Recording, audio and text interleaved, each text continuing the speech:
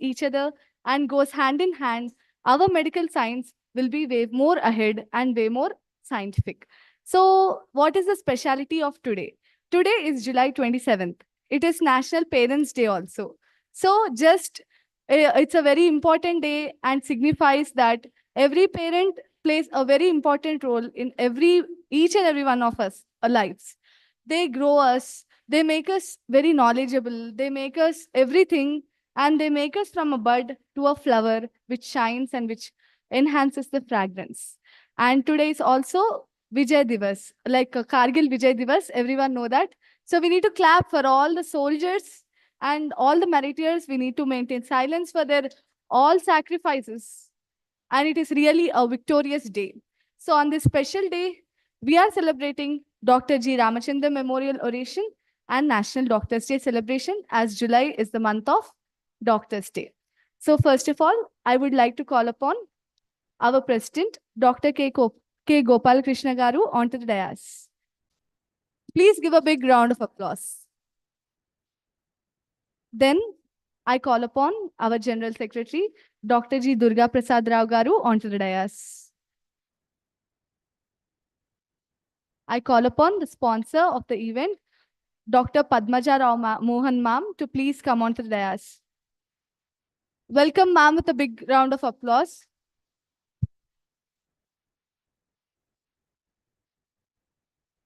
Now I call upon our speakers of today's session. Speaker 1, Dr. P.N. Rao sir, onto the dais. Please give a big round of applause. Thank you sir for coming and gracing the occasion. Then I call upon our speaker of today's session, Dr. Praveen Kumar sir, to please come onto the dais. Please give a big round of applause. Thanks to all the dignitaries on the dais and off the dais. So before beginning the event, I would like to call upon our President, Dr. K. Gopal Krishna Garu, to please come to the podium to deliver the welcome address. Please give a big round of applause.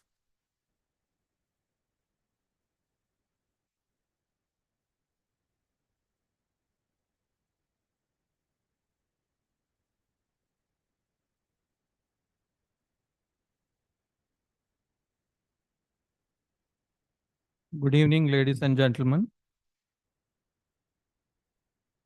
Respected distinguished speaker of this evening, Dr. P. Nagaraja Rao Garu, an eminent hepatologist, a very popular physician, and another speaker, Dr. S. Praveen Kumar Garu, former principal, Jayasuriya Homeopathic Medical College, professor, and very popular speaker in homeopathic parlance, and our General Secretary, Dr. Durga Prasad Rao, and today's sponsor of the event, Srimati Dr. Padmaja Madam, and all the distinguished guests, friends.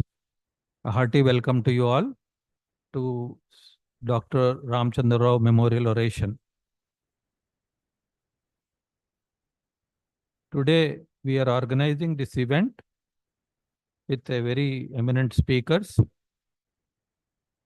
on the topic hepatitis. The 28th July is Hepatitis Day. So to commemorate that, we are organizing this event by inviting eminent hepatologist of the country, we can say, and our homeopathic physician, Dr. Praveen Kumar Garu. So on this occasion, I would like to thank the sponsors for sponsoring this event, the family of Dr. Ramchandra Rao Garu, Dr. Padmaja Madam, Dr. G.R. Mohan Garu, and Dr. Vidya, and all the members of the family for sponsoring this event. We have been carrying out this event for the more than a decade. We are organizing this event, and this time we have invited eminent people. And the Hepatitis Day is the birthday of the Dr. Baruch He found out the disease, he found the diagnostic aspects, and also the vaccine. So to signify that, the World Hepatitis Day is celebrated world over. So on this occasion, very suitably, the topic is chosen, and we profusely thank our Dr. Praveen Kumar Garu for inviting Dr. Nagaraja Rao Garu and associating with us in this event, the Global Homeopathic Foundation. Along with this team, we thank them. Thank you, one and all.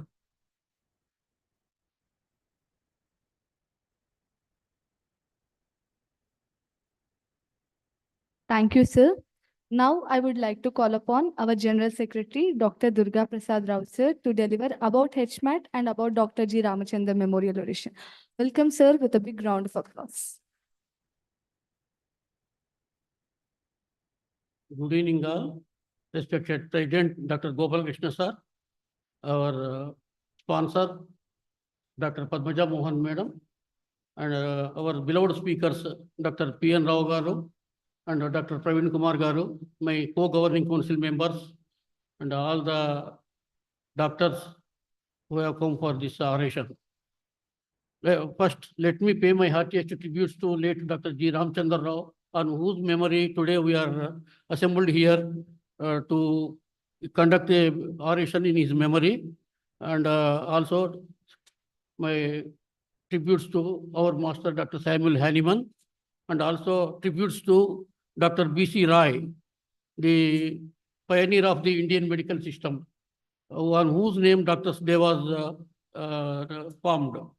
So next, coming to our HMAT activities, you know, the HMAT is the oldest and the only organization in South India to carry out regular functional activities like running CL Modi charitable OPD and also various specialty clinics for the last so many years. Many lakhs of people were benefited from our outpatient services, not only from Telangana, from the neighboring states and also from the other the distant parts also. And next the activity is research activity through ICRH, Institute of Clinical Research in Homeopathy. The founder director, Dr. G.R. Mohan sir, the son of Dr. G. Ramchandra Rao Garu. And we have successfully completed a extramural project sanctioned by CCRH on urban depression, successfully completed. And our training to junior doctors and interns posted by the all homeopathic colleges in Telangana, and free medical camps, and also the preventive camps, and monthly memorial orations like this. Every month we conduct one oration on the last Sunday of the month, every month, on somebody's name. And the other activities include our earlier we used to publish Medicina Futura Homeopathica English monthly journal, and now we have made it a online monthly newsletter which is releasing every month. And the commemoration of so many days like the World Women's Day and Teachers' Day, Doctors' Day, and so many that commemorations we will conduct the programs particularly for, and we felicitate the concerned persons belonging to that category. And we have so many facilities like our own building and other, you know very well. And now coming to today's Ramchandra Rao's memorial oration, Dr. G. Ramchandra Rao was a renowned physician and an astute teacher. He hails from an educationalist family. Dr. Ramchandra Rao started his career as medical officer at TB Sanatorium, Anantagiri, Vikarabad. Later, he worked as resident medical officer at the Government Civil Hospital, Karimnagar. Then he was posted to as assistant professor to Gandhi Hospital. Next, he worked as professor of medicine at Rangaraya Medical College, Kakinada, Andhra Pradesh. Afterwards, professor of medicine, Kakatiya Medical College, Warangal, Telangana. He was a superintendent for Pure Hospital and lastly retired as a professor of communicable diseases, Gandhi Medical College. He was also appointed as WHO consultant for a short term. Today, we have a couple of eminent speakers, Professor Emeritus Dr. P.N. Rao Garu, P. Nagaraja Rao Garu, the world-renowned gastroenterologist and a senior gastroenterologist to enlighten us on hepatitis diagnosis and its management. And also Professor Dr. S. Praveen Kumar Garu, a popular homeopath, to speak on the homeopathic management of hepatitis. And I thank you for giving me this opportunity. Thank you.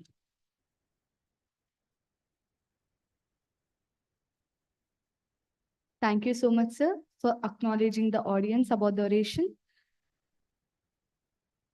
Now, I would like to call upon Dr. Shruti ma'am to please come onto the dais to present about our first speaker, Dr. P.N. Rao garu.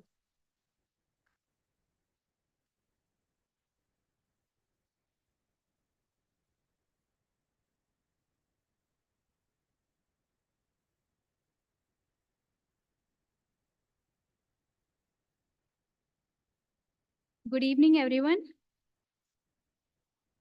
I welcome our today's speaker, Dr. P.N. Rao, sir. Dr. P. Nagaraja Rao, the Director and Chief of Hepatology at AIG Hospital, Gachibowli, Hyderabad, compiled from authoritative sources. He is commonly referred to as Dr. P.N. Rao. He is a National President of Indian National Association for Study of Liver in AIG Hospitals. Sir completed his MBBS from Kurnool Medical College in 1970. He was a batch university topper with gold medals in pharmacology, social and preventive medicine, surgery, and awarded the Phillips Blue Ribbon Medal and Pfizer Award. He completed his MD in general medicine from Postgraduate Institute of Medical Education and Research in 1977. He completed his DM in gastroenterology from the same institute in 1979.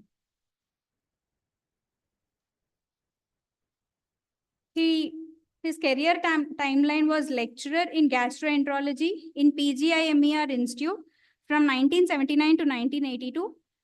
He has various roles as assistant professor or civil assistant surgeon in gastroenterology at Usmania General Hospital and Usmania Medical College, associate professor and head of gastroenterology at NIMS, professor and HOD of gastroenterology in NIMS, Hyderabad, consultant gastroenterologist at Medwin Hospitals, Hyderabad, consultant hepatologist or gastroenterologist at Medicity Hospitals, Hyderabad, chief gastroenterologist at Care Hospital, Hyderabad, Chief of Hepatology and Nutrition at AIG Hospital, Hyderabad. He has clinical expertise and treated over 50,000 patients with diverse liver conditions, including alcoholic liver disease, non-alcoholic fatty liver disease, liver cancer, viral hepatitis. He is a recognized faculty for DNB Gastroenterology, MSc Clinical Nutrition, examiner at NIN, conducted leverage conferences in 2011 and 2013 for DNB and DM students nationwide. His various publications and research articles include: he is a principal investigator in multiple phase 4-3 trials on hepatitis B and C, alcoholic liver disease, liver cancer, and non-alcoholic fatty liver disease.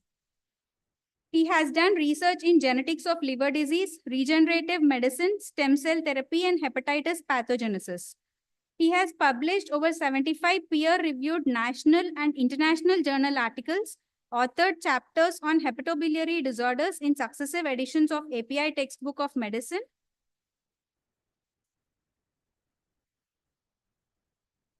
The professional affiliations include: in Indian National Association for Study of Liver, he was a founding and national leader, past governing council member, task force member for clinical guidelines on hepatitis B, C, and is a current president of the same association. He served on Indian Clinical Practice Guidelines panel for hepatitis B and hepatocellular carcinoma. In conclusion, I conclude that he is a highly respected figure in Indian hepatology with nearly 5 decades of clinical, academic, and leadership experience. Since 2006, he has steered the liver sciences program at AIG Hospitals, Hyderabad campus, and nationally influences hepatology via INASL leadership and guideline development. With this, I call upon Dr. P.N. Rao, sir, for his oration.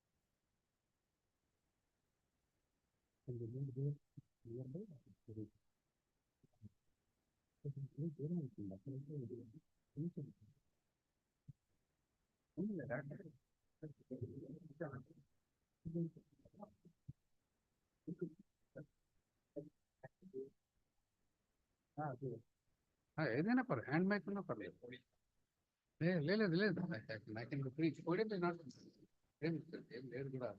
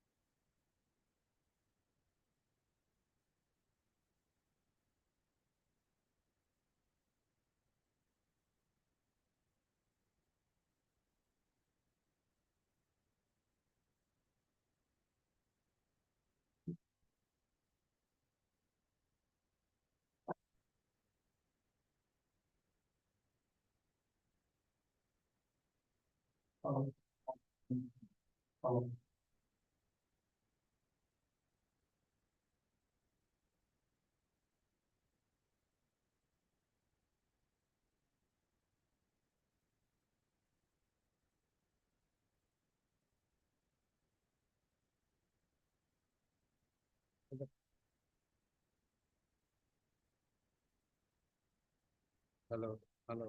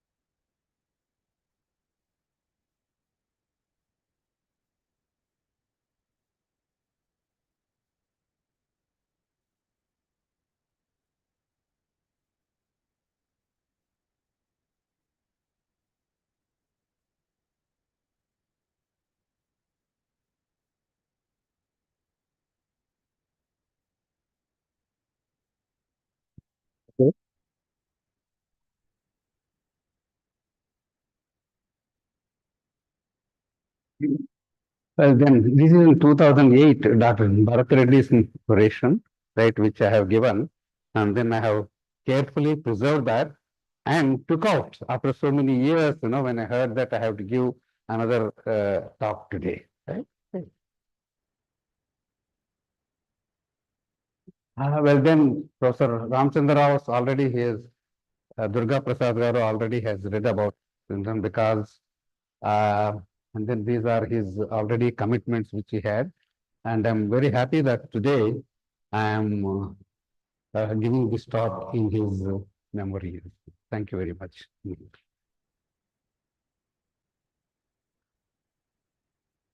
Well, then today also, tomorrow, it happens to be actually date-wise tomorrow. Tomorrow you will be finding that lot many memorial Blumberg orations will be going on 28th, World Hepatitis Day.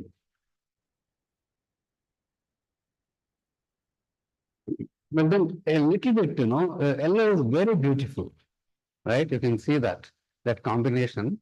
I can see one yellow saree also here, right? Fully yellow. And but why the people are very terrified of the jaundice? The moment you say that now they are terrified about fatty liver actually, right? Is there anyhow, but even without the jaundice, the next thing is the people are terrified about the fatty liver. Right? But then some soothing facts about this jaundice. 7% of our general population, they have a Gilbert's disease. Gilbert's disease is an unconjugated hyperbilirubinemia without any hemolysis, will be there lifelong, will get unnecessarily investigated for many of the things, will take a lot of precautions about the diet. They lose weight not because of jaundice, but they lose weight because of their practice of this kind of, they are afraid of this one. And 99 to 100%, almost hepatitis A recover completely, and only very few they go into acute liver failure. 95% of the acute hepatitis B will recover. It is only the 5% of them will go into complications like chronic hepatitis, cirrhosis, and hepatocellular carcinoma. And we have a very effective treatment, where jaundice is a global word. Jaundice can be there even because of there is a block in the bile duct, obstructive jaundice. And then we have got a very effective means of clearing, even in advanced malignancies also we have got a clear. So what is there about worried about the jaundice? These facts I'm mentioning to you, not that you do not know, but this is how I explain to the patient why he should not get worried about a jaundice, right? The myth is that jaundice is a disease. Always people think that jaundice is a disease. We know that it is not a disease, it is only a symptom. And they also feel the moment they word jaundice, they think that it is dangerous and then it is going to be fatal. And on the other side, you can say most often it is a controllable one. And they say that there is no medicine at all. Right then, once there is an yellow eyes, first thing is that we have to confirm the jaundice by the blood chemistry. And then if it is unconjugated hyperbilirubinemia, then hemolysis has to be ruled out. If hemolysis is ruled out, then it becomes a Gilbert syndrome. SGPT, SGOT will be normal, ultrasound would be normal. They are usually asymptomatic people. And if the bilirubin is more than 10, for the same thing, it is called a Crigler-Najjar syndrome. If it is an infant, usually they die, they can't make it. But adults can go on, and I tell you, the bilirubin will be 18, 19, 20 milligrams, with 1 or 2 milligrams being the direct bilirubin. Very severe yellow jaundice, normal life. First initial phases, they go through turmoil after very high jaundice. No symptoms, but eyes are yellow. People don't marry them. The moment yellow eyes are there, even if you tell them, bring it to us, that when you tell them that no, nothing to worry, this will not do any harm, you will have a normal life or issue, they won't listen. So that is called a Crigler-Najjar syndrome, CNS. Both are same.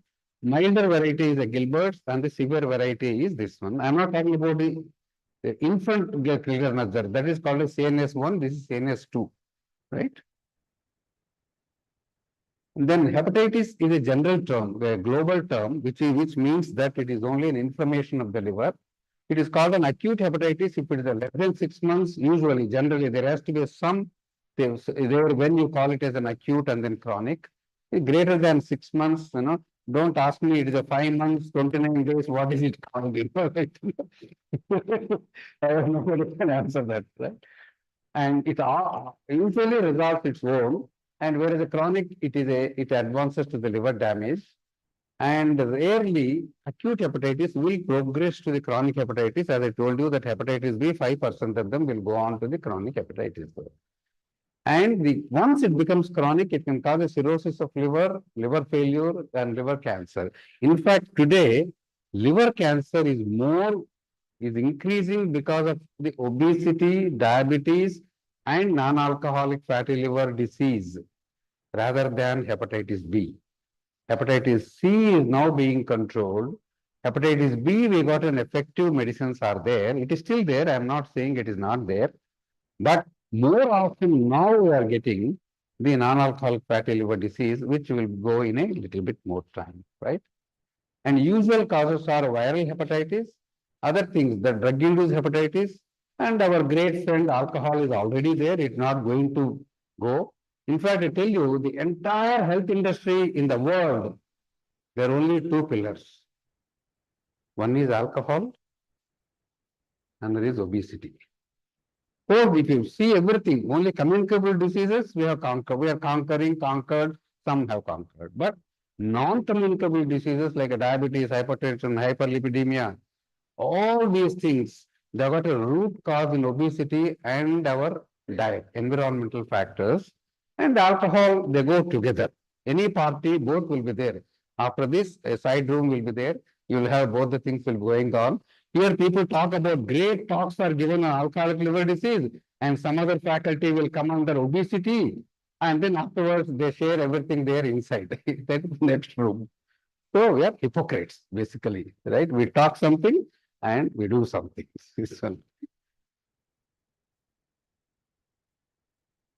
Right, then the common causes of are acute, on the left hand side you got an acute hepatitis, on the right hand side you got a chronic hepatitis.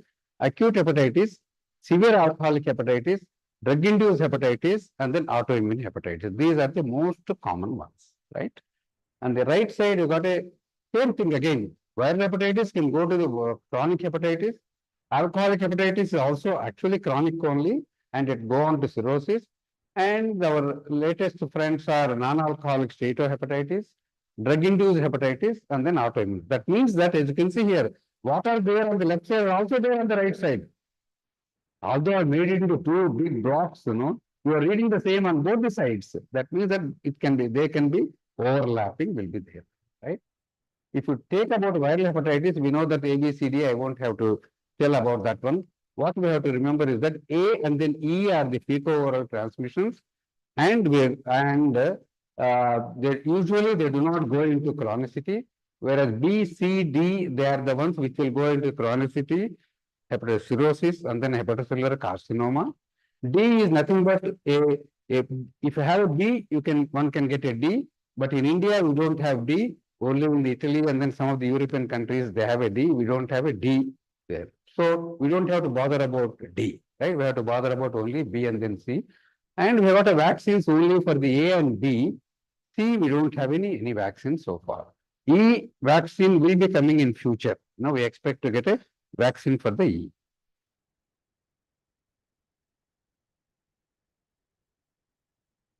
Right. And here you can see previously called an infectious hepatitis, hepatitis A. B was called as serum hepatitis. For some time before it was divided into E and then C, before they came to know, for some period they called it as a non-A, non-B. That means you don't know what it is, but you have to give a name to that one. They only say that it is not A, it is not B, but what it is, they did not know. Then afterwards, research told us that one of the non-A, non-B is hepatitis E, and the other non-A, non-B, which is epidemically associated. Another non-A, non-B was a C, which is a parentally transmitted just like a hepatitis B. All the routes of transmission for hepatitis B and then hepatitis C are the same thing, right? Well, then how do we diagnose acute hepatitis A? The most important thing is jaundice, all the symptoms, elevated ALT, and IgM anti-HAV. Overall, we should remember that IgM anti-HAV refers to any acute changes. IgG refers to the chronic changes. Suppose if I want to know how many of us here have suffered from hepatitis A in our childhood, I do IgG anti-HAV. If you do that one, I'm sure with this, almost 70% of them will be positive in our group here, because we have all been exposed to this one, to the either clinically or subclinically, right? Usually self-limiting supportive symptomatic treatment, rarely they can go into acute liver failure, resulting needing a transplant also. And then acute hepatitis B, first thing is you have a hepatitis B, surface antigen should be positive. How do you say it is acute? It is because it can cause chronic also. A does not cause chronic, so you don't have to worry. So here it can be chronic also, and therefore, if IgM anti-HBC is positive, then it is considered as an acute viral hepatitis. So, suppose HbSAg is positive, somebody is jaundiced, enzymes are elevated, but IgM anti-HBC is negative, then it is a chronic hepatitis with a flare, a reactivation. It's been there for quite long, but for some reason it reactivates, and it is actually the chronic one, not an acute one. So this particular test, IgM anti-HBC, it differentiates between acute hepatitis or a chronic hepatitis with an underlying flare, right? Because the rest of the things will be the same, right? So the natural history, we all know that is a chronic hepatitis B, then sometimes there is no progression, but it goes on to the cirrhosis of liver, and it goes to the end stage liver disease, that is all the complications of decompensation, ascites, varicose bleeding, and so on and so forth, requiring transplant at some stage, and surely there is a precancerous condition. And then whom to treat in the hepatitis B? Hepatitis B has got some phases are there in this one. One is an immunotolerant phase, very early in the life.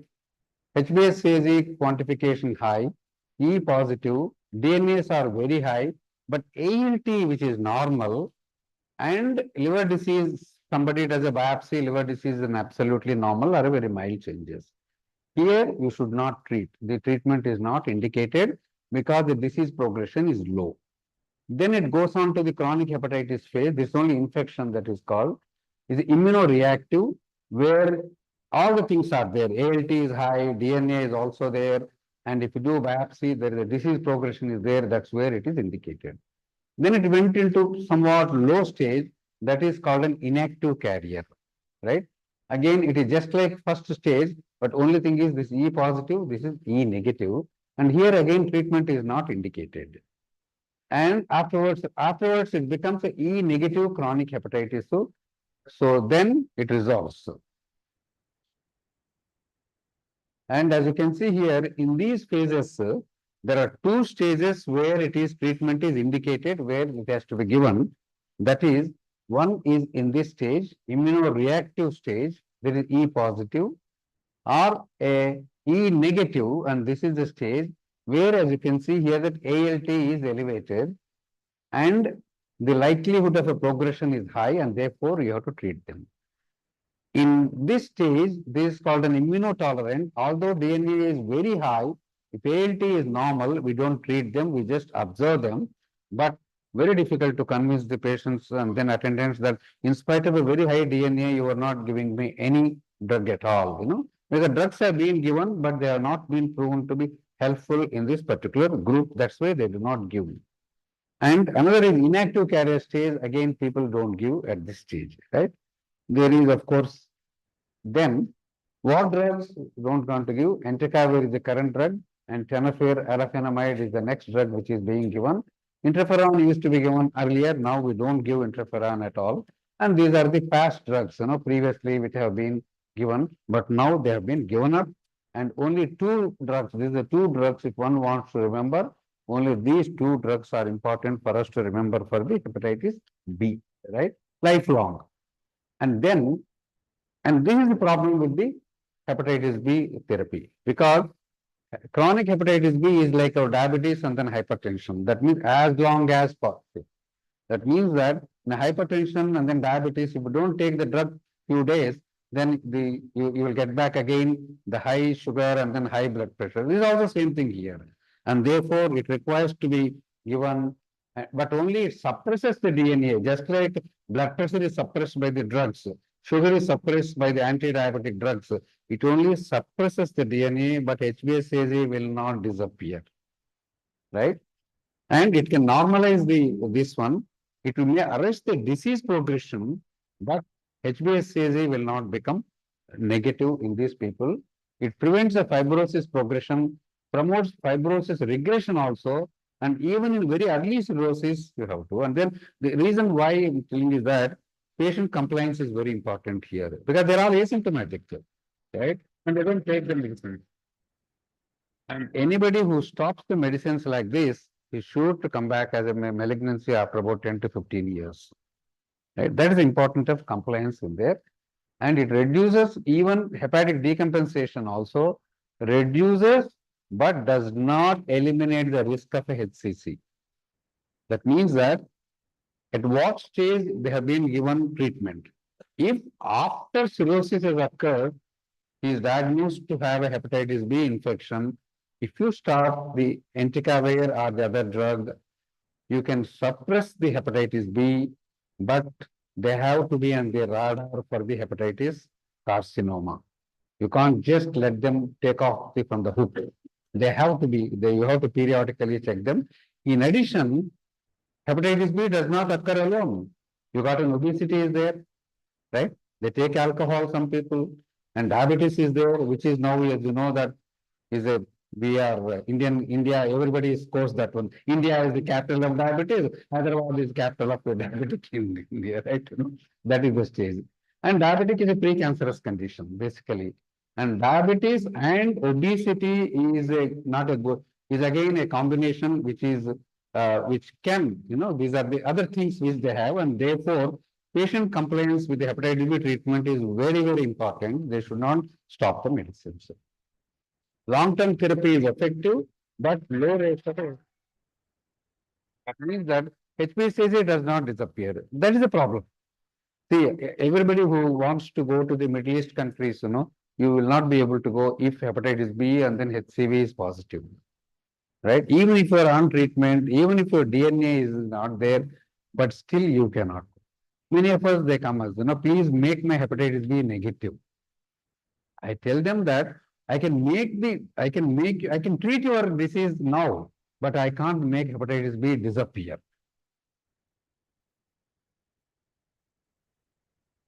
Right? And these therapies are long-term therapies are required.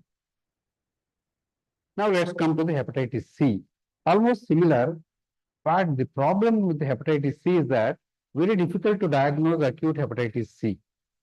Very difficult, you can't diagnose. Only in two situations you can diagnose.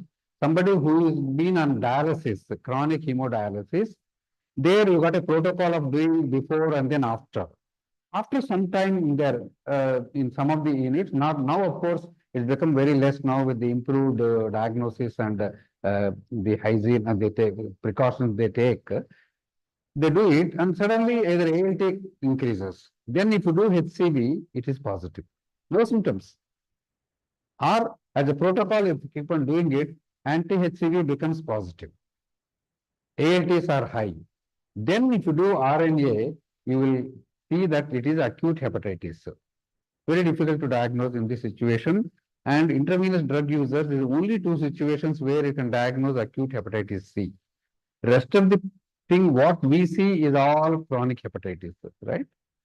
And we don't know. Usually these things are spread. Most of the time we do not know, but you know that the hepatitis B is a 40 nanometers NM particle, right? That is 1 millionth of a centimeter. When we shave, when the people go and then get the shave on the outside, or fix, nose, tattoos. Nowadays, of course, studios are there. but previously do here and then do use the same thing here. Even for nose also, no? Now guns have come, but previously was not there the PS.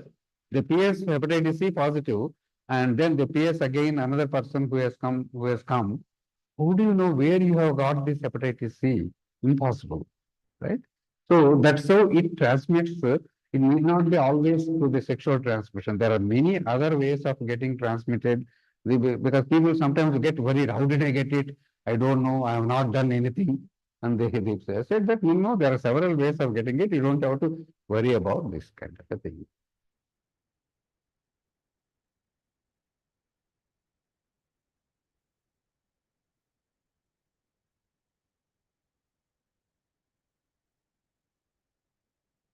Sakama, please.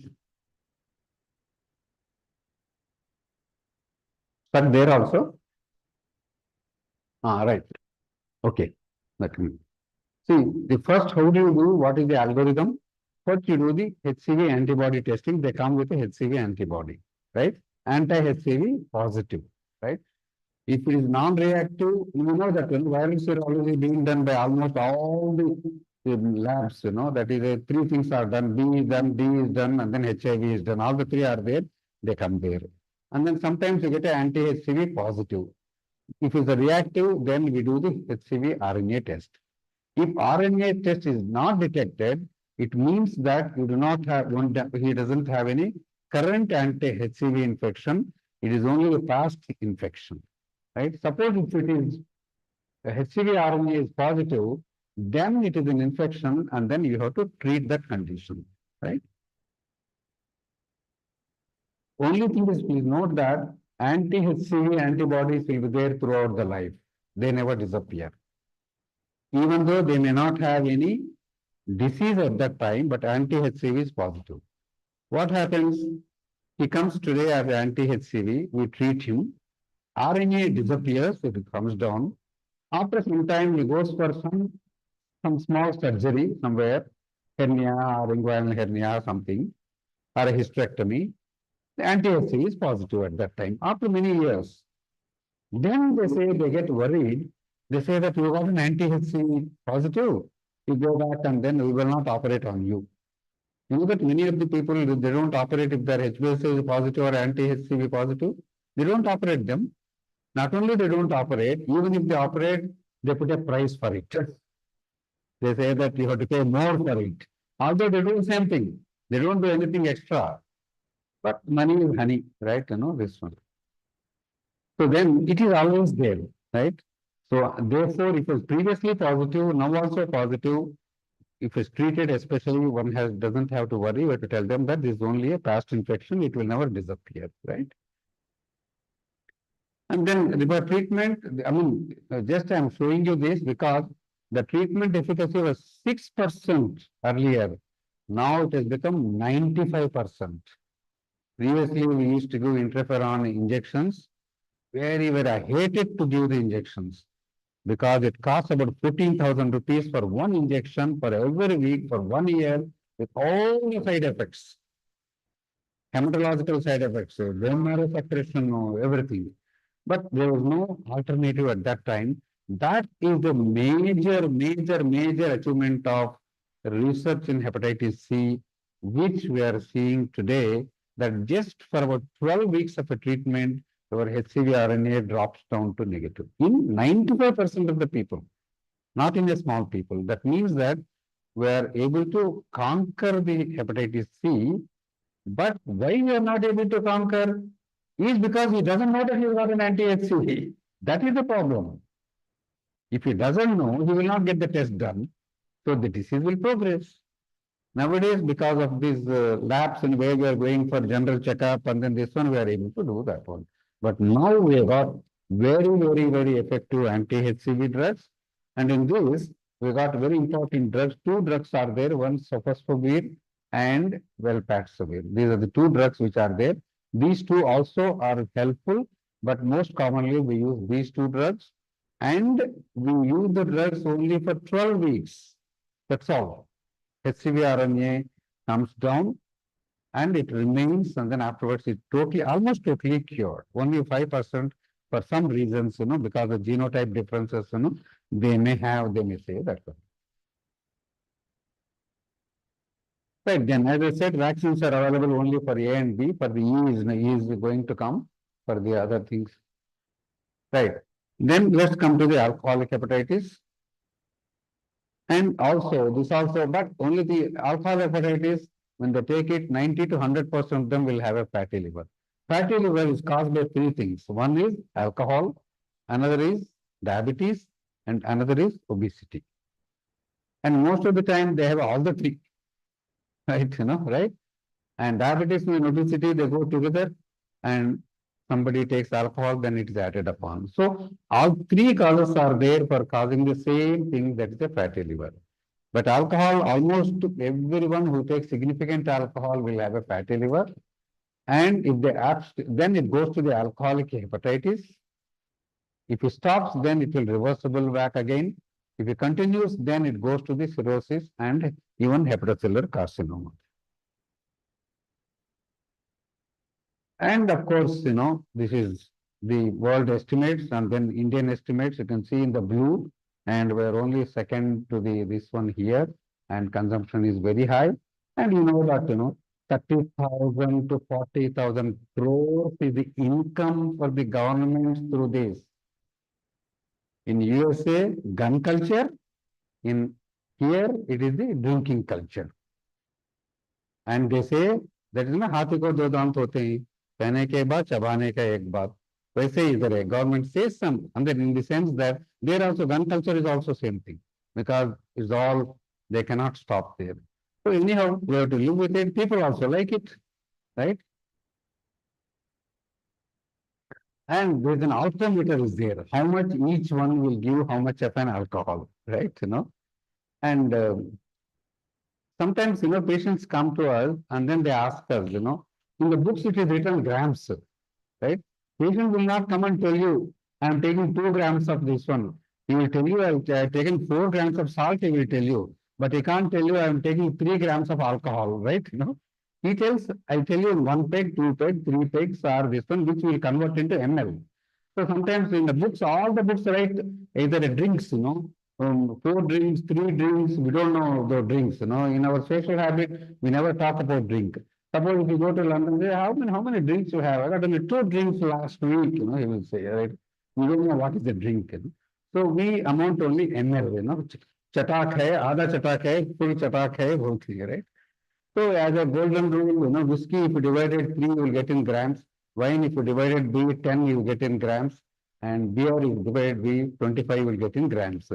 But people think that beer is safe. In terms of quantity, it is not safe. Some people think that when we take about 750 ml of beer daily, he thinks that I am very safe. But he doesn't know that in quantity-wise, he will be showing same hazardous drinking as a small pecks of a whiskey. So it is not safe. Everything depends upon how many grams are going in rather than how it is going, right? Well, then treatment, I don't have to tell you, abstinence, nutrition, and then management. And steroids are the ones which are given in alcoholic hepatitis, but only 25% of the alcoholic hepatitis will be eligible to receive the steroids. We know what steroid has done during the COVID period. So you have to be extremely cautious in giving, because these are chronically immunosuppressed individual. Alcoholism is an immunosuppressed state, just like other immunosuppression states which we have. And therefore, if they react very badly and get into infections, and when you give the infections, that is the end of it, they can't go for transplant also, right? And that's the only treatment which is available now. Then we'll come to the autoimmune hepatitis. After viral hepatitis, alcoholic hepatitis, autoimmune hepatitis. And alcoholic hepatitis is unknown etiology, characterized by, in pathology, there's an interface hepatitis. Important thing is hypergamma-globulinemia. And then normally we don't do gamma globulins, but we do globulins. In the LFT, what globulins are there? Albumin and then globulin. Suppose the globulins are very high at that time, 4.55, you must suspect that it may be an autoimmune hepatitis, especially if it is a female, right? And then you have to do the autoantibodies. and a favorable response to the immunosuppression. Excellent reaction, excellent response to the steroids in these things, right? Whereas on one hand, I said that poor response to steroids in alcoholic hepatitis, where here is an excellent response for steroids are there, right? But diagnosis, that's the problem, right? When do you diagnose these? When you have ruled out all the viral causes, ruled out the drug causes, drugs are important, we'll come to that one in 2 minutes. Drugs have been ruled out, and then you have to think of autoimmune hepatitis, especially if the globulins are more at that level. Then if you do the antibodies, autoantibodies, which will come in a minute, then that confirms that it's got an autoimmune hepatitis. And there are associations of other things, rheumatoid arthritis and then autoimmune hepatitis. They're all close associations are there with other autoimmune diseases basically. Well, then what are the tests which we do normally? ANE, asthma, and some of these tests are done. And there is some scoring system which we not. But what is important is that this one in 80, this one is the most important thing. 1 in 40 is not significant. They're right there. It's a 1 in 80, 1 in 100. They will write what dilution it has been positive. And when that is positive, then you can safely diagnose it as an autoimmune hepatitis. Then steroids are the treatment. And you can see here that drug-induced hepatitis. Now we come to DILI. Hepatitis DILI, that is called a drug-induced liver injury. DILI, that is a common word which we use it there. You can see here all kinds of pathology the drugs can cause. Autoimmune, it can cause autoimmune hepatitis also. Drugs can cause autoimmune variety also to confuse us. Steatohepatitis, there's a fat can be there. Only fat can be there, just like a fatty liver disease. Granulomatous can be there like a tuberculosis and fibrosis, and these are all the things which are there. And well, then genetics and environmental factors are the ones which are important. This is the one, during COVID time, which when we did, this is in the Northeast, they take these leaves quite frequently. They take it for diabetes and then they take it for many other things. And this is called a gilai leaves. They're very, very common there. But just like any other drug, that's called an autoimmune liver injury in them. And we have had during COVID time and then published the data. And also some other from Bombay also they have published that how this gilai leaves can cause one of the causes. Well, then coming to the last one, that is non-alcoholic fatty liver disease. See, when non-alcoholic fatty liver disease, they said that somewhere in 1980s, some mostly females, about 20 patients, they have done a biopsy. When done a biopsy, they exactly look like an alcoholic hepatitis biopsy.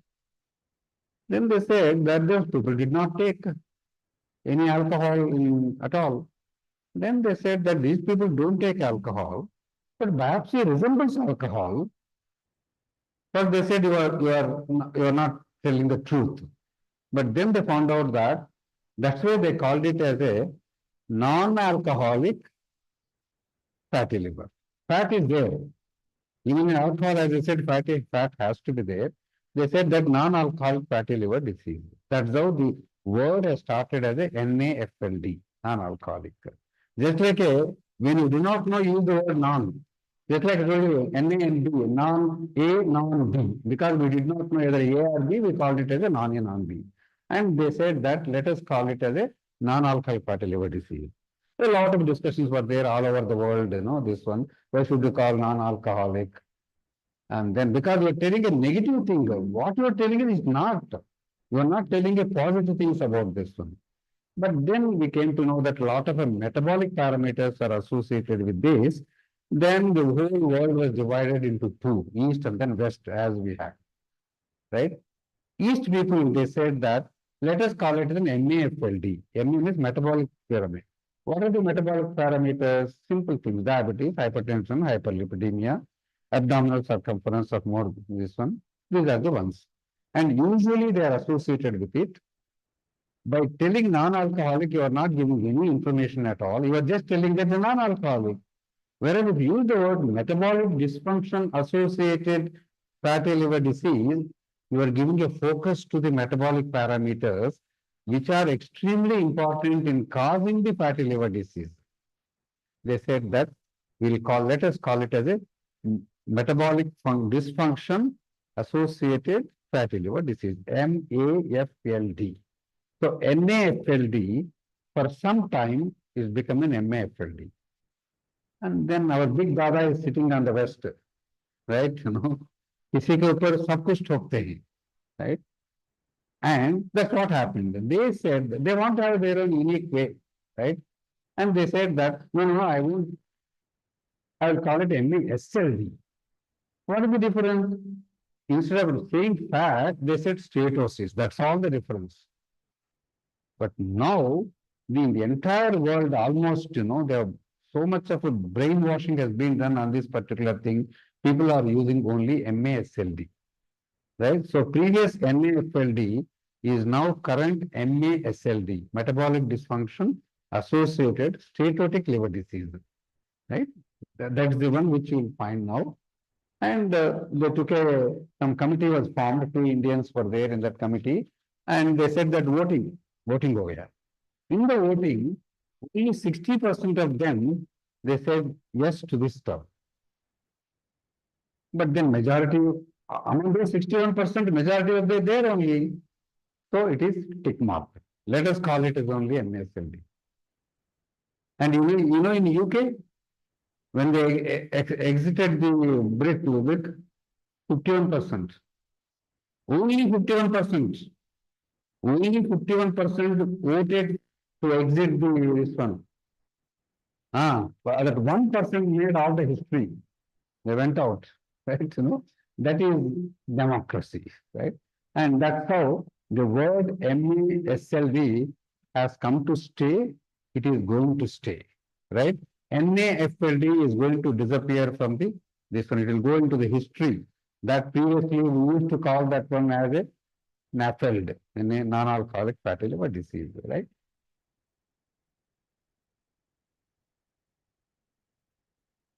Right, that's what I said. That acronym to replace NAFLD, NASH, non-alcoholic steatohepatitis, and that's why they said that metabolic dysfunction associated steatotic liver disease, right?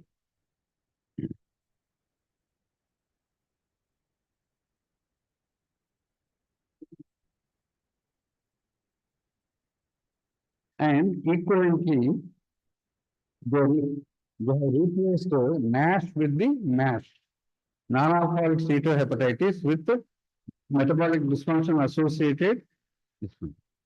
And the difference is that here is the global term of a fat. Here it is inflammation. Here it is inflammation. And the new term has come as to some people are taking alcohol also, no? And that also causes fatty liver disease. This so-called non-alcoholic fatty liver disease also causes fatty liver disease. And most of them you find the combination rather than in isolation actually, which they could not tell what to call it. Then they called it as a MET ALD. MET means metabolic. ALD means alcoholic liver disease. So nowadays you will hear the term like a MET ALD also, who are taking both the things.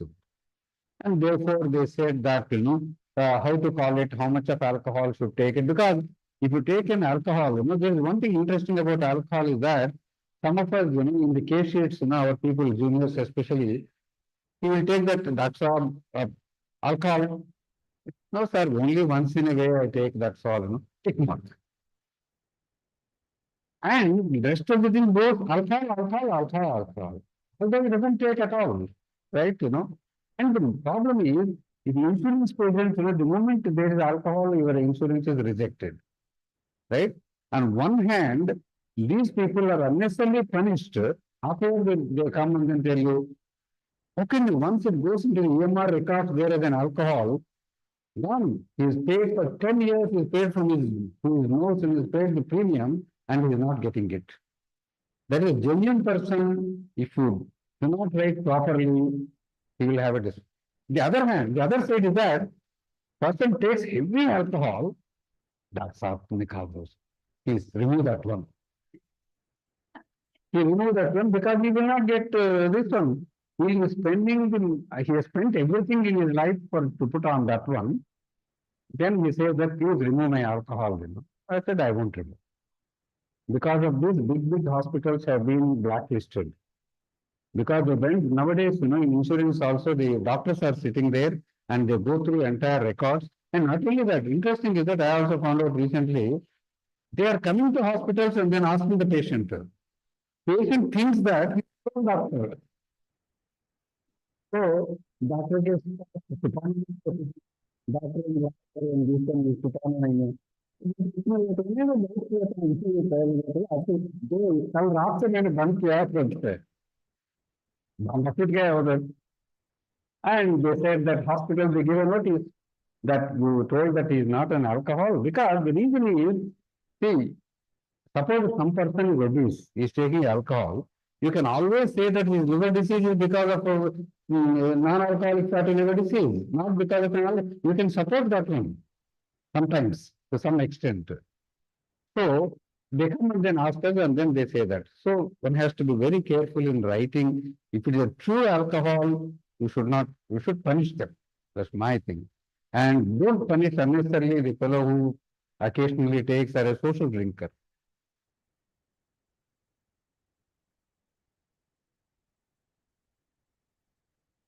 Right. See, when you are talking about the NASLD, you have to remember only very easy. There is nothing here. All are very simple. One is either a fasting glucose high or a diabetic state. Blood pressure is high or a hypertensive state. Triglycerides are high. HDL is low. These are the only four things which we do it routinely. In addition to that one, only one more thing is required is a BMI, right? And BMI, so just remember that BMI of more than 25 is obesity for us. Whereas in the West, more than 30 is obesity, right? Some people from here, they say my BMI is 28 and somebody there from Cosmo, no, you are not a baby, you are only overweight only here. Because their BMIs are they're very different. Above 25 is obesity. I'm sure in this hall, 70% of them will be above 25. Right? That much common is there about the obesity, right? And abdominal circumference, vadan, right? And above 90 centimeters for a male is belt. For a female, vadanam is more than 80 centimeters, it is abnormal. Everybody is seeing how much they are making. And again, you can see national statistics will be reflected in here also. Right? National statistics are 30 to 40% are obese. Children also. And therefore, it's wonder, we are also representing our nation. So, we have also here will be the same. Right? Okay. Then last few slides, that's all. And this is again MASLD, simple steatosis, MASH inflammation, then fibrosis, and then cirrhosis. The same stage it goes through just like anything else. And you can see here, the fibrosis, we divide into F0, F1, F2, F3, F4. Why F2 is important is because from F1 to the risk increases by 5 times, 5.5. From F2, it increases to 14.3. And how do you say F1, F2 is because of some simple tests. Right. This is what we do now. And then once the fatty liver is there, then we do the LFT. Enzymes are high or enzymes low. Low enzyme, well, high enzymes will tell that there is inflammation. Normal enzyme does not rule out an inflammation. Next step is to do everybody must be coming with you to two papers. One is a fatty liver paper and another is a fibroscan paper, right? And when fibroscan is done, it is, and this is a regular fibroscan report. And here, this is the difference between these two is that here you don't see the image of the liver here. It's not an ultrasound. Here, you see the image of the liver and exactly at some places you see what is the fibrosis level is there. And that's how an average of that one it is taken. And lastly, you got an MRE, magnetic resonance elastography, which is of course very expensive, and then very, if somebody is there obese and then this one, he doesn't have that much amount of money also to get an MRE done, right? But the only thing which you have to remember is that the KPA, kilopascal units, differ in each thing. We should see the norms of that particular one. Simple example is MRE, 5 kilopascals is the highest. That means they are cirrhotics, right? Narrow range. Whereas the fibroscan, 75 is the upper limit. About 12, it is cirrhosis of liver. Average 6. 8, F1 fibrosis, F2 fibrosis. 9, 10, they are significant. So that's what you have to remember, which one you are following, whether the first one, second one, or the third one. So in the bottom, they write all the norms of this one. So you have to be guided by what kilopascal units is got. In fibroscan, you also get a fat. How much of a fat is there? 280, above 280 is steatosis, fat is there. Well, then what we have to do? Patient come and then I got a fatty liver, give me some medicine. And we got some medicines are there. They're all mostly masala medicines. Right? Masala medicines means tadi patta. तड़ी पत्ता डालते हैं निकालते हैं क्यों डालते हैं flavour के लिए आफ्टरवर्ड रद्दी है वो तो निकाल देते हैं but we use it we remove it but we use it just like this I can't call it a masala medicine some of the, in each department every specialty there are some masala medicines are there we use them because of their safety right because they're extremely safe and some enzymes can come down that's the reason why we use it and when they come to me and then ask me, especially when they are associated with obesity, they ask me that give me some drug. I want to, my fat has to go. Because he is already come with a Google, ChatGPT, OpenAI, Meta, all these things he has done already. He comes to me. Then he asks me, I believe this fatty liver goes to cancer, so you treat me now itself, so that the fatty liver should disappear. He asked me that my fatty liver should disappear. Then tell them, you disappear first, then your fatty liver will disappear. You are like this, you should not be seen at all. You should become so thin that you should not, So I tell them, that's the reason why I said I won't give you any medicine, First you achieve your weight reduction. By that you can see that why other medicines are not effective, they are only whitewash. Just like without washing our face, put a powder and then come, this one. So they won't do anything. So you have to do this. But unfortunately, many of the people, you cannot practice this. Weight reduction is the most difficult thing. We know that. And the important thing is that what is if you lose 3% of the weight, then fat improves. But if you lose 7% of the weight, inflammation improves. If you lose 10% of the weight, even fibrosis has been shown to reverse. That is the effect of a weight loss.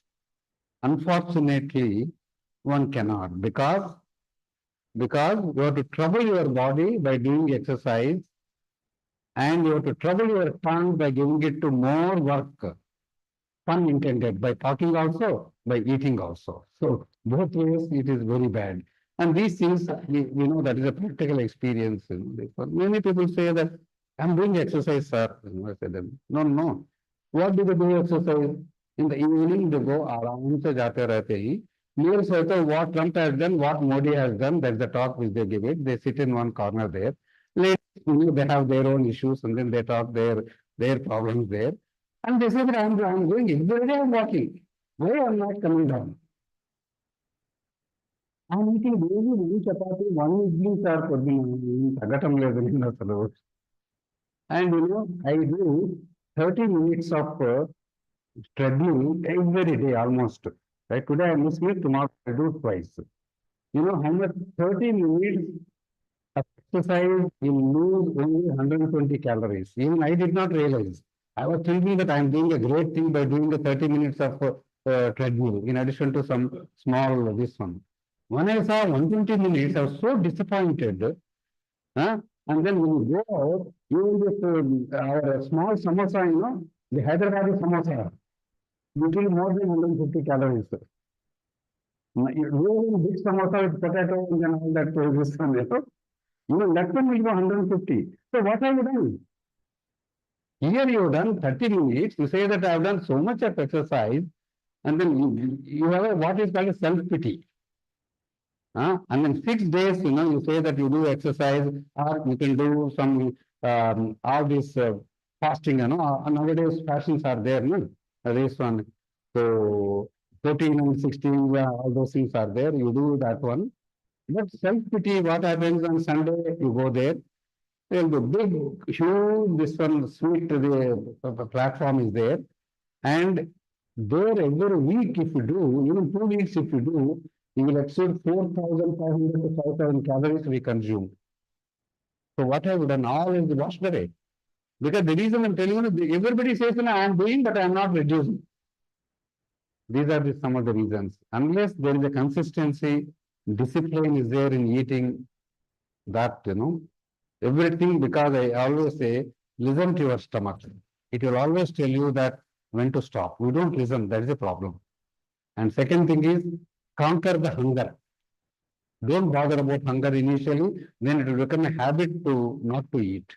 So these two sutras, I will tell them, whoever practices, వాళ్ళు ధన్యులు, whoever does not practice, they will continue. This one, right? Because there are many people who really practice and they came down, their KPAs in the fibrous cone has come down from 12 to 7. Enzymes 120 to they have come down to 12, 13, 14. So it is an extremely effective management of obesity, but unfortunately it's not practicable. And therefore, we said that hepatitis B, we said that hepatitis B stopped at entecavir and then tenofovir. No more. No more drug will come for another 10 years also. So hepatitis C, I said, is a conquered. Alcohol and fatty liver disease. The only two things now people are doing the research. And here, so many drugs are being tried for fatty liver disease, for the NASHD. But one of the drugs which has been recently approved is resmetirom. And we all know that now fasting injections are coming down now for obesity, this one for reducing the weight. Well, then this drug, very important is that it reduces the fibrosis also. That's important. The importance is not just to reduce the SGO2 SGPT, but what they are looking at is whether fibrosis is reversed or not, right? And this one drug which was done recently, even that one is only in 25%. Even this one, when you give it, only 25% will get benefited. But we could not achieve even the 25 also previously. That's the reason why this drug has been approved now, and then it's going to come in future to India. Right then, okay, I'll stop here. And then I have spoken about the viral hepatitis, spoken overview of alcoholic hepatitis, autoimmune hepatitis, drug hepatitis, and non-alcoholic steatohepatitis. And thank you very much for your.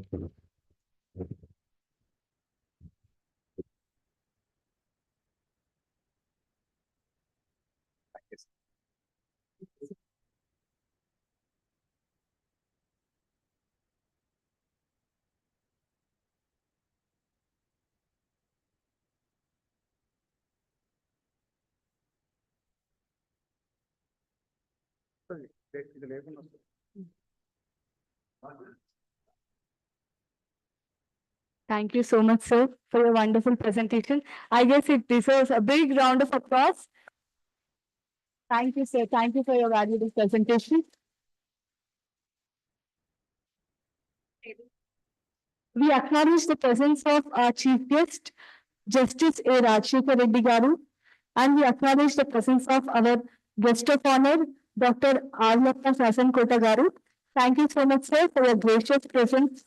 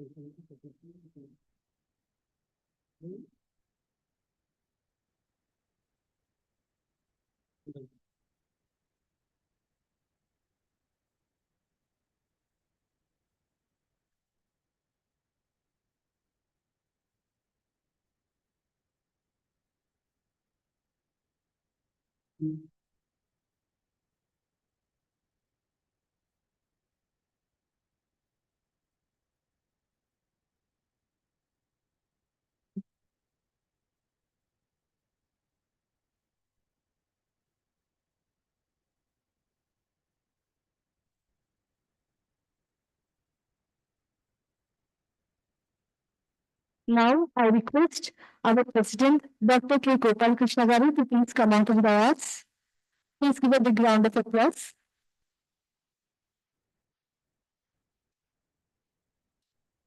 I heartily welcome our chief guest of today's oration and celebrations, Justice A. Rajshekar Reddy Garu, to please come onto the dais. Please give a big round of applause for the local Ayuktha of Government of Telangana. Now I request our guest of honor, Dr. Arnappa Sasan Kota Garu, to please come onto the dais. Please give a big round of applause. Next, I call upon our sponsor of today's event, Dr. Padmaja Mohan ma'am, to please come onto the dais.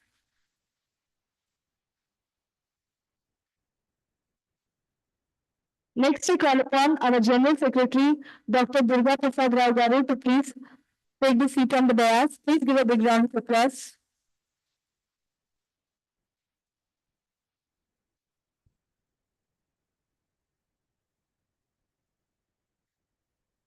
So before starting the event, I would like to call upon all the dignitaries on the dais to please felicitate our speaker, first speaker of today's oration, Dr. Priyanka Garu. Sir, please come on to the dais. It was a wonderful presentation, isn't it? So this was a big round of applause from the audience.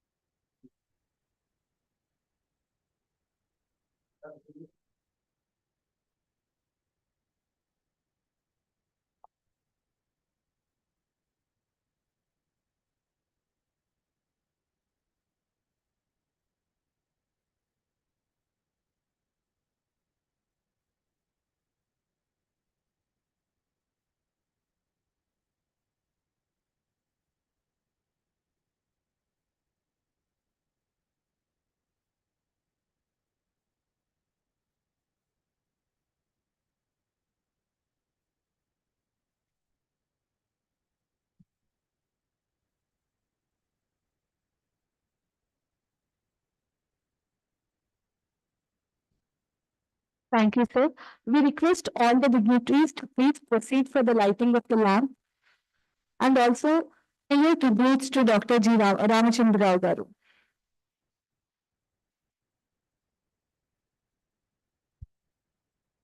We request Dr. Praveen to please join the lighting of the lamp ceremony.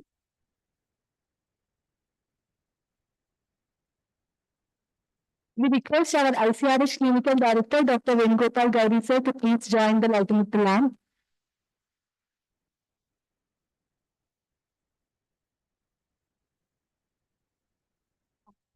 We have simultaneously prayer song by Dr. Harshita Guru ma'am.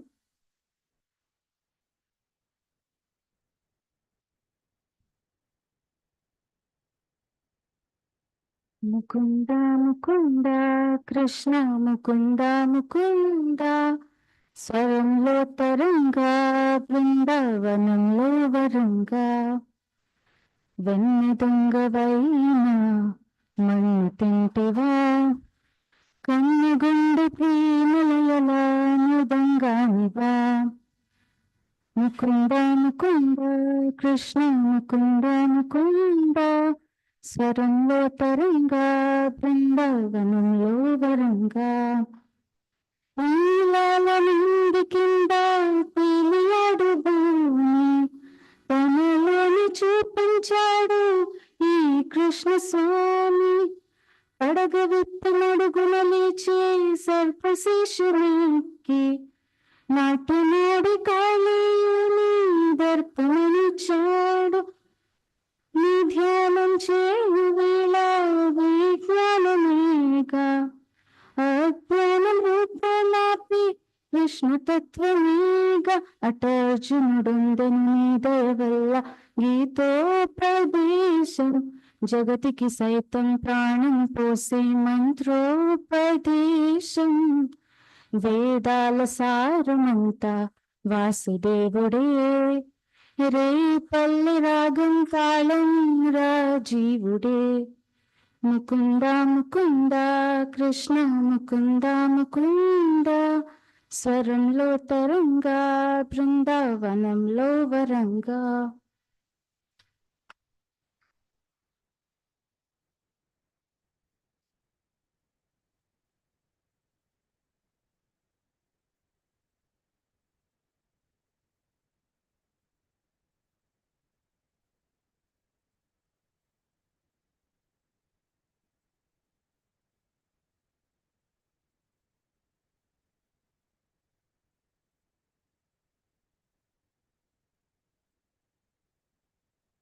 Thanks to all the dignitaries. And thank you, ma'am, for your melodious song.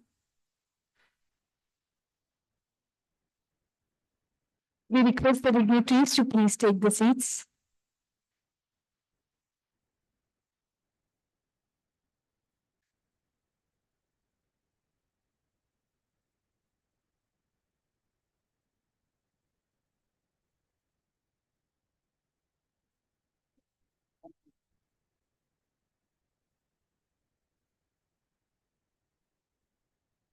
Now, I request Dr. Gautam Ralabandi sir to please come on to the dais to introduce about the chief guest to the audience.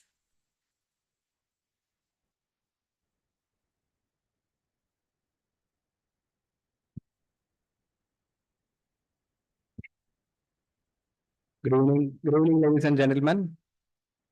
I welcome you on behalf of Homeopathic Medical Association of Telangana. So I thank the association for giving me this opportunity. It's a prestige for me to introduce our chief guest, Justice A. Rajshekar Reddy Garu, presently serving as Lokayukta of Telangana. Sir was born on 4th of May 1960 in Sirsangandla, Peddavur Mandal, Nalgonda district, into an agricultural family. His parents, Sri Jayaprada Garu and Ramanuja Reddy Garu, completed his law degree from Kakatiya University, winning the gold medal, and graduated from AV College in Hyderabad. He enrolled as an advocate with Andhra Pradesh Bar Council in April 1985, initially practiced under Mahmood Ali, later set up an independent practice, elected as Vice President of the High Court Advocates Association in 2004.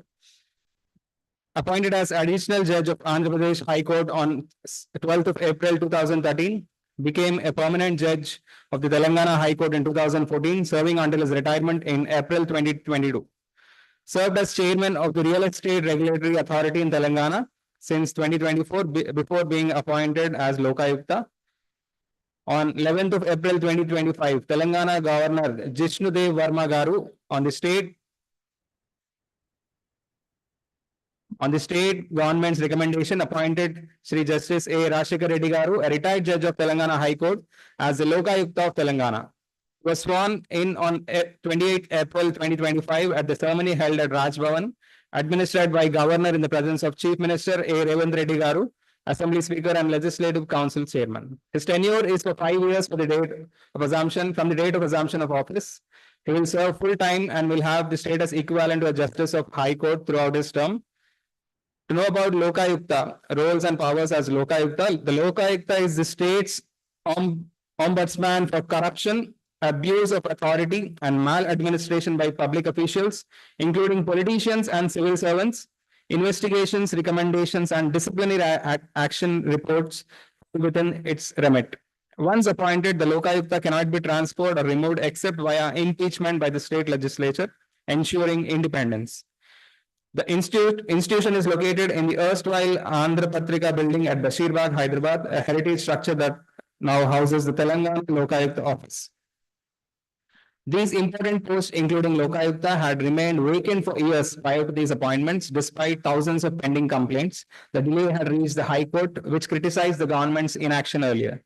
The appointment of Justice Justice Reddy Garu follows constitutional mandates and aims to bolster accountability and transparency in the state administration. With his extensive legal and judicial background and the status equivalent to the Chief Justice, he is positioned to strengthen institutional accountability and act on pending complaints. It's a pleasure, sir. Thank you very much for gracing our event with your presence.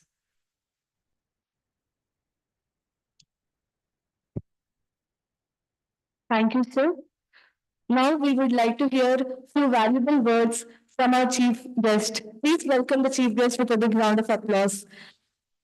And I would like our ICRH clinical dais to please come on to the dais. Dr. Venugopal Garu, sir, please join the dais.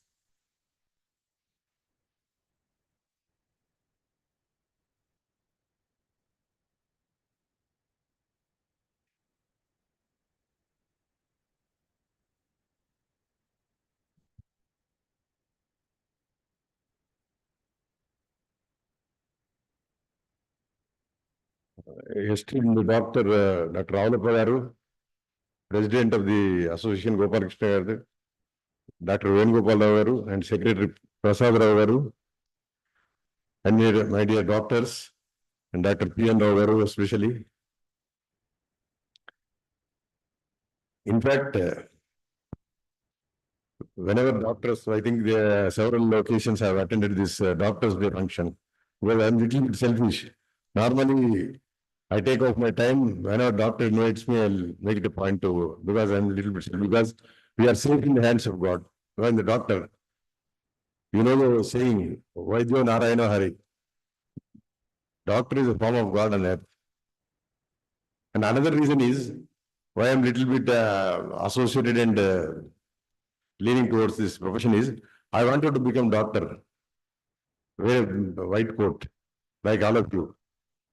In fact, in intermediate, I have taken BPC, Biology, Physics and Science. So at the time, you know that only 3 government colleges were there. I couldn't withstand the competition and become a doctor.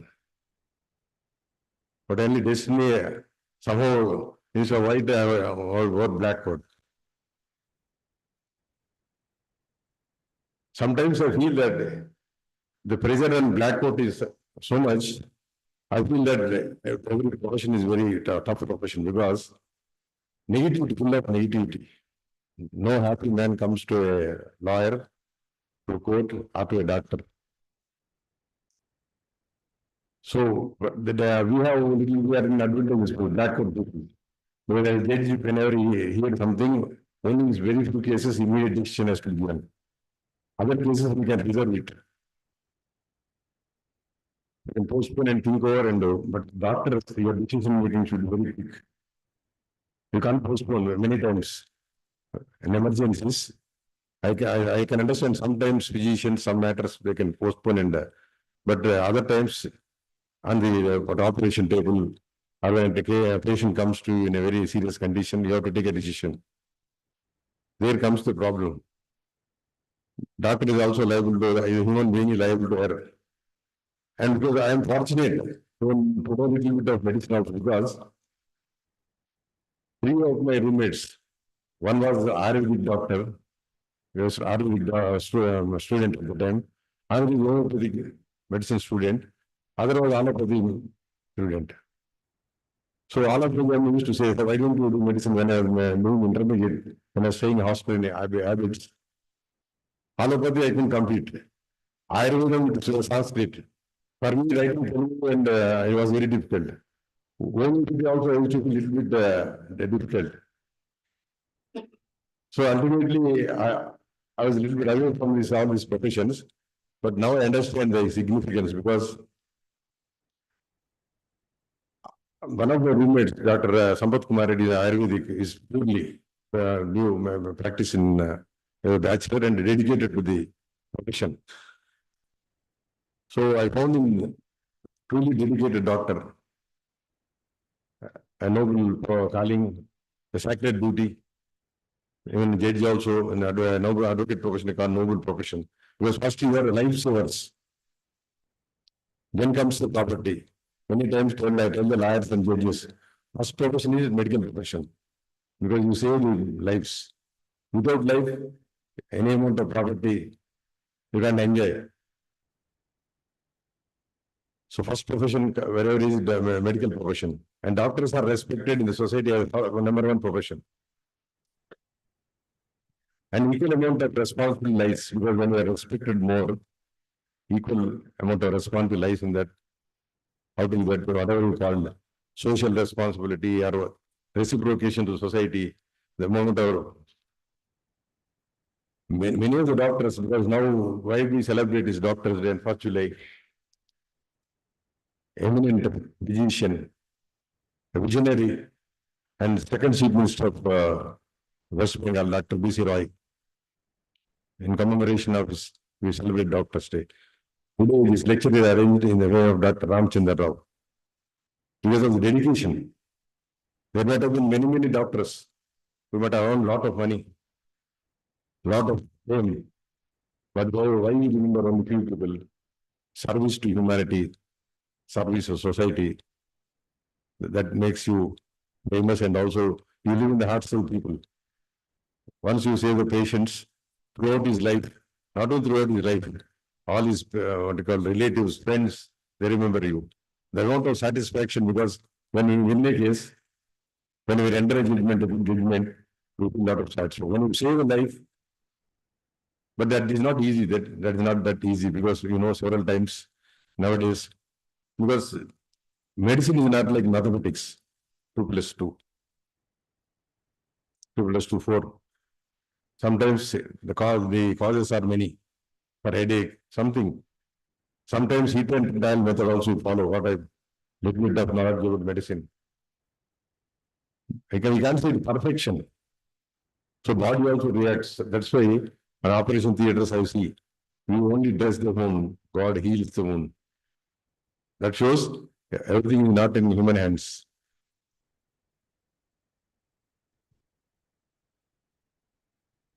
So that is the importance of this medical profession, and especially homeopathy. I used to have a feeling that the homeopathy pills will be very small. What effect they will give? For a long time, I used to have that feeling. And my brother was treated a little bit, so skin problem was there. It was cured. And last, I think 5 years back, when I contacted Dr. Venugopal over Gauri Home Clinic, I had problem of this, what we call a little bit sinus problem and also a respiratory problem. You may call eosinophils or in medical terms, and a little bit I used to be allergic towards this cold, extreme what you call smells, dust and other things. And I used to use inhalers. I used to go to allopathy doctors, and I used to all kind of medicines. And the allopathy doctors used to say you should not use this medicine continuously. But the problem is with all these respiratory problems, they will be continuously towards the winter season. So after I used for 1 year, now I'm without any inhaler, without any medicine. The credit we should go to Dr. Venugopal.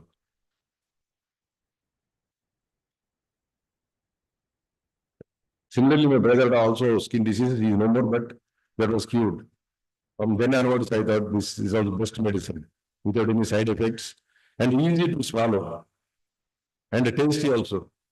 It is very sweet medicine. No, in allopathy, what happens? Do you have to take a lot of water sometimes in this? It will not be sweet. So homeopathy, there is advantage. And we don't feel any side effects. For example, if sinus problem, use antibiotics and allopathy. Again, we have to use some what you call anti-acid tablets. So there is advantage in homeopathy. And every branch, because immediate cure, they say that in emergency, we have to only opt for allopathy. Because my experience, there was one doctor, Ramachander, in the Malakpet, when I had a problem, he's an allopathic doctor. When I sought his advice, he said, for 4 weeks you use allopathy. And he said that I'm also treating, I'll also give homeopathy. I asked him whether no, I have done some courses in homeopathy. So I'm entitled to practice in homeopathy also. For 1 month, he gave allopathy medicine. Later, he asked me to take homeopathy, but you know that once disease is cured, we don't take that much of interest. Only after several years, I came to Dr. Gopal. So Ayurveda, every branch of medicine has its own importance, and we can't undermine any branch. But in emergencies, operations, and my roommate, Dr. Sampath Kumar used to say, these operations, other things, modern medicine, what we are suggesting, that we in India from ancient India. And I Siddha, because naturopathy. I do yoga daily 1 hour. That comes under naturopathy. So that also has its own importance. Not only it keeps body, it also it keeps us mentally fit. By whatever name you call, whether it's yoga, breathing exercise. When it comes to physiotherapy, also for last 6 months I am going because I had some problem. And I feel, Dr. Pindaga was telling, we do for half an hour, go for walking to KBR, chit-chatting, and we feel that we have done a lot. And we come to doctor and blame that you are not giving good medicines and you are not giving good treatment. And in Hyderabad, we know what kind of food is available. Because the entire world is very jealous about Hyderabad food because it is so tasty, we can't avoid it.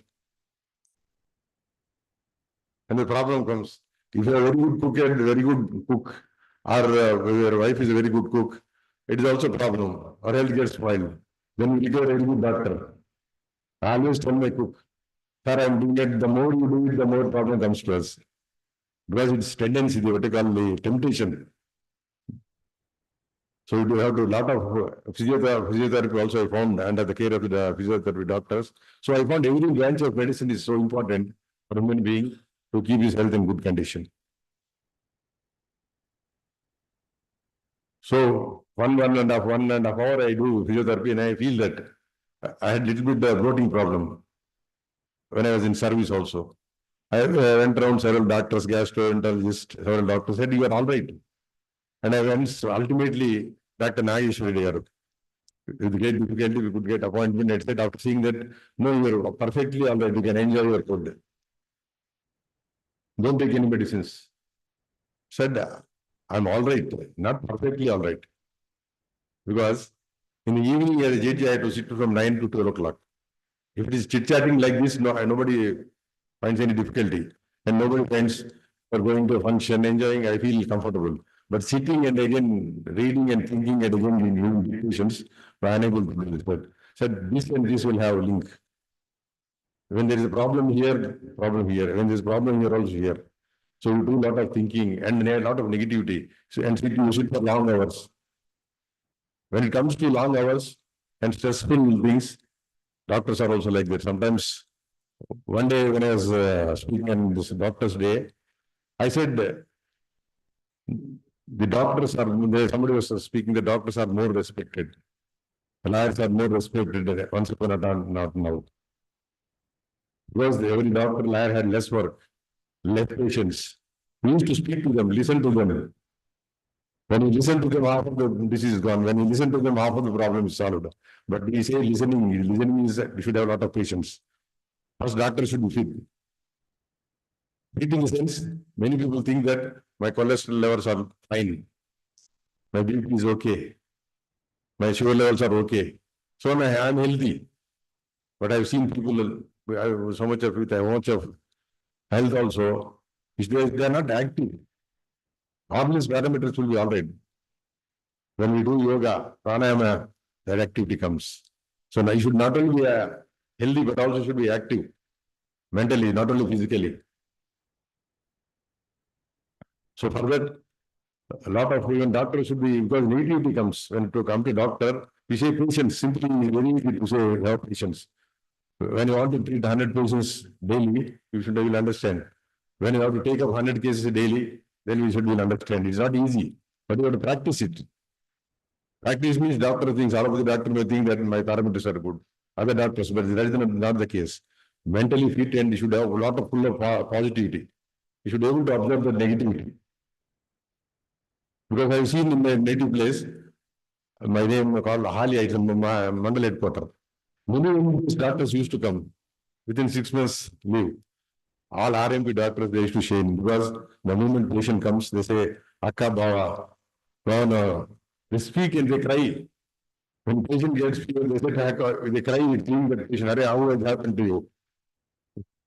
But you know that in there, once in MBBS or MD doctor or something, he cannot behave like that. I don't say he should behave like that, but he should be able to listen to them. And one of the doctors, when the doctor said, we operate for 7 to 8 hours. I'm spine surgeon. If so what? Just like justice not only be done, it should appear to be done. For doctors also, not only you treat, it should appear you have treated them. That's more important. Otherwise, you will be in trouble. Because you know, consumer cases, why they are fine. Not that you don't treat them properly. But many times, because I had the opportunity of at least 1,500 doctors. Being in Hyderabad, my mother said, father said, my children, friends, I used to take them, at least 100 doctors. All the kinds of specialists, my mother, father, because they were bedridden and sometimes some treatment. Very few times for my own self. Because after visiting so many doctors, many of the medicines I know by heart. And apart to follow, what not to do also I learned by listening to the doctors. So that way, doctors should have a lot of patience. When you speak to them, when it appears that you're treated properly, if anything happens also, they feel that doctor has done his duty, man, karma. So he will not be in trouble. Otherwise, what happens? If you are a very busy doctor, you treat them, and sometimes you know, the disease doesn't get cured, some complications develop, then they will be after you. So, as a doctor, as a judge also, as a lawyer also, all professionals, they should, especially these two professions where one deal with body and other deal with property, you should have develop a lot of patience. Then you will not be in trouble. I have seen many times because I defended lawyers, doctors as a lawyer, and as a judge, I have taken up doctor's case. They say many times the other lawyer argues it is negligence, not negligent. Error of judgment. Sometimes judges also become error of judgments. So with what we apply to doctors, 100% apply to judges, then judges also have to be taken to task. Error of judgment is different from negligence. So when you treat them, when you speak to them, when you show affection, love and affection to the patients, it's not easy, but you have developed. Then they feel that you are not at fault. So that is also one of the problems because as a lawyer, as a judge, I have seen in the society, going to several doctors. And success also. Everyone wants to be successful in his profession. The way in which you treat the patient, the way in which you speak to the patients. Because ultimately, a lawyer without patience is not successful. A doctor without patience, how much of knowledge also you have of patient. So not, the medicine is not only science, but it is a combination of several aspects. And doctors, many of them we see as a God, in the form of God only in society. So that is your importance in the society, and you should be respected wherever doctors are respected. The society, we know that the quality of society, and also other things. So just now when we came, Dr. P. and I was telling about hepatitis, liver problem, hepatitis, and alcohol, other things. So nowadays a lot of confusion because regarding diet also, what my personally feel, so much of information is available. Chat GPT, so many platforms. Sometimes we feel like we are eating more. Sometimes we can reduce it, we feel that we are taking less. So there comes the confusion. Once I went to Apollo Hospital, I asked the dietitian that knowing my background, no sir, please tell me what is the food and what you are taking. I said this, no, you are taking. And then next time I went to another hospital. I said, I have not disclosed my identity. And then also she was, no, first you tell because you have studied diet because you only see in WhatsApp. We go to several doctors. We eat. When she was telling some things, some aspects, because by the time a lot of what is available in social media and what doctor says totally sometimes not coinciding. There the problem arises. So many of them in medicine also doctors say that we nowadays any problem comes. The other day, last night, my granddaughter, some problem in stomach problem. She was passing pills in some color, different color. She went to Google and searched and got panicky. And she asked one doctor. She also said, no, it is a serious problem. When she contacted other doctor, they said nothing happened. She's all right. It's a normal thing. So we get panicky also. I said, having knowledge, okay, because having legal knowledge is also okay, because in society, even with medical knowledge, there's nothing wrong. But only thing is, you get panicky, difficult, because every disease has so many symptoms. And disease comes with so many, with so much of different kind of symptoms. Because sometimes we see that heart problem and gastric problem are similar. Because my experience shows in High Court, there was some dance program. While dancing, one advocate fell down. He passed away. It was heart problem. Next time, another advocate also same thing happened. But he survived. Said same thing, it is only gastric problem. And with my own experience, there used to be one doctor, very simple doctor, physician in Dilsuknar area. I went to sir, some problem is there. He just simply smiled. He asked me, where will go for an ECG? He asked me. I said, I don't know because he said nothing happens to you. But only thing is your psychological satisfaction. That's why I'm ordering ECG. He said, where should I go? His opposite is one ECG clinic. He said, you never told anything. You go wherever you want. And after a few hours, I came back and said, I know that, but only for your psychological satisfaction, I'm ordering this. Even also psychology of patients is also important, how you do that. And it is said that lawyer should know a little bit of everything. Doctor also should know about everything, psychology also. I think you are taught in your subject. In your medical course, I think psychology also will be one of the subjects at medical stage also. So if I go on talking about doctors and medical profession, I think we can talk a lot about because, and there are other expert doctors who want to speak on the subjects. So thank you very much for giving the opportunity.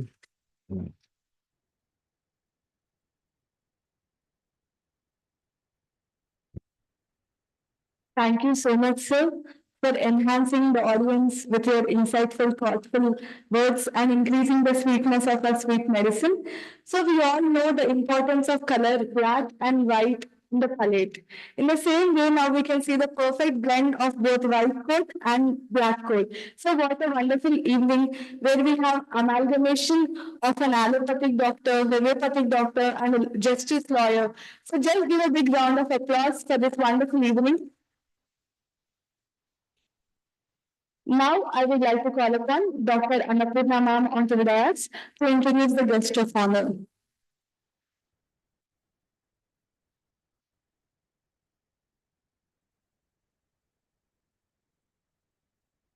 Dr. Avulappa Sansanakota is professional MBBS, MCCP, DCCP, MIPHA, FG, FCGP. He is a retired civil surgeon, DM and HO, district medical and health officer, serving likely in a district health department in Telangana. He is chairman of IEC Clinicals Global Hospital, Hyderabad, indicative of a prominent role in Hospital Leadership and Institutional Ethics Committee. Is also Vice Chairman Elders Club International, a seniors welfare organization where he held a leading decision-making role. He is president of GMCOSA, likely standing for Global Medical and Clinical Officers Society of Asia. He is listed as Senior Medical Officer at HMRI 104 Advice, an online telehealth service operating out of Hyderabad, suggesting ongoing advisory or clinical duties post-retirement.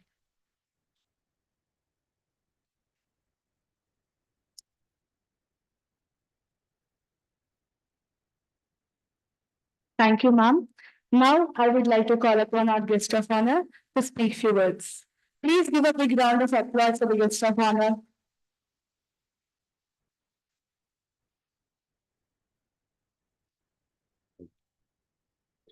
Well,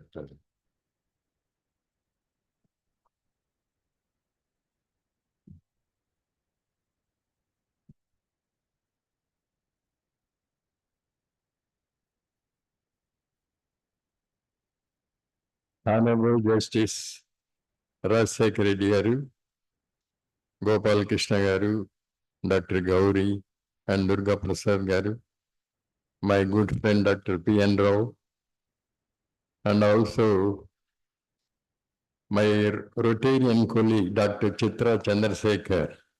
All the way she came here to hear us, and I'm very happy today to participate in this Doctors' Day celebrations, that is Ramachander Rao Memorial Oration, National Doctors' Day, celebrated at HMIT and GHF Hyderabad. This is the second time I am attending it to this organization in the same hall. And after hearing Dr. P.N. Rao, I am very safe and fortunate. I have not touched so far the alcohol, even though next month by 10th I am entering into the 90th year. So far I have not touched the alcohol so far, in spite of many pressures, and many people say your life is very waste without taking this alcohol. Let it be, I said. And as Justice Rajshekhar Reddy garu said, yoga, meditation, walking, these are very important factors for our life. Dr. Rajshekhar Reddy garu every time asks me, what is the secret of your health? Please let me know. And I used to tell whatever I do and whatever my daily activities, all these things. So walking is very important. Yoga, meditation, that is also important. When I was the superintendent Mahavir Hospital, there was a conference in the 3rd floor. I was getting up into the stairs. My lift boy there, he asked me, sir, you come here, go into the lift, we will reach safely. తొందరగా మనం వెళ్ళొచ్చు లిఫ్ట్లో రాండి sir అని. నేను చెప్పాను, నేను తొందరగా వెళ్ళాలనుకోలేదు, అందుకోసం మెట్లెక్కుతున్నానని చెప్పాను. కాబట్టి walking and having a peaceful atmosphere with mind, all this thing, avoid alcohol. Unfortunately, our doctor profession, in the meetings and other things, without alcohol, they will not attend. That is the problem, even though we say something to the others, but we are not implementing ourselves. So, this is in commemoration of B.C. Roy, 140th birth anniversary award presentation to doctors. The theme is very good this year. Behind the mask, who heals the healers? National Doctors Day India is observed every year on July 1st to honor the incredible work and dedication of medical professionals across the country. It is a day that shines a light on the people behind stethoscope, the doctors who commit their lives to healing others, even it means long hours, sleepless nights, and personal sacrifice. In 2025, this observance feels even more meaningful with the theme behind the mask, who heals the doctors.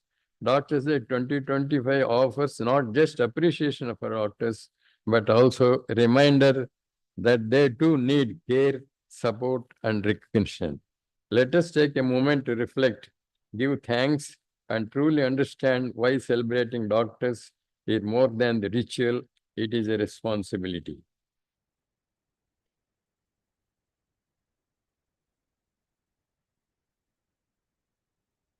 Why the Doctors' Day celebration and July? Doctors' Day in India was first celebrated in 1991.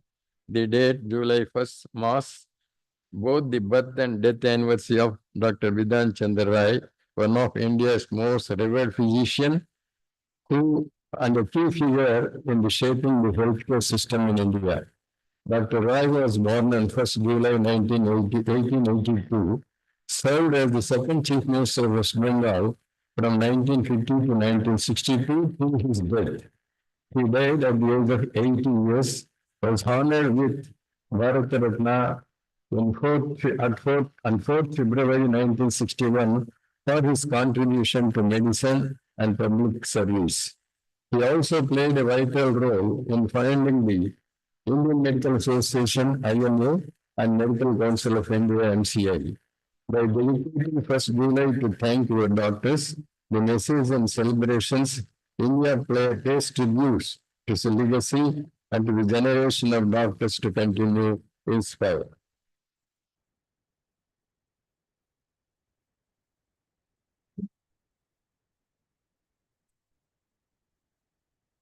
Doctors are silent pillars of strength.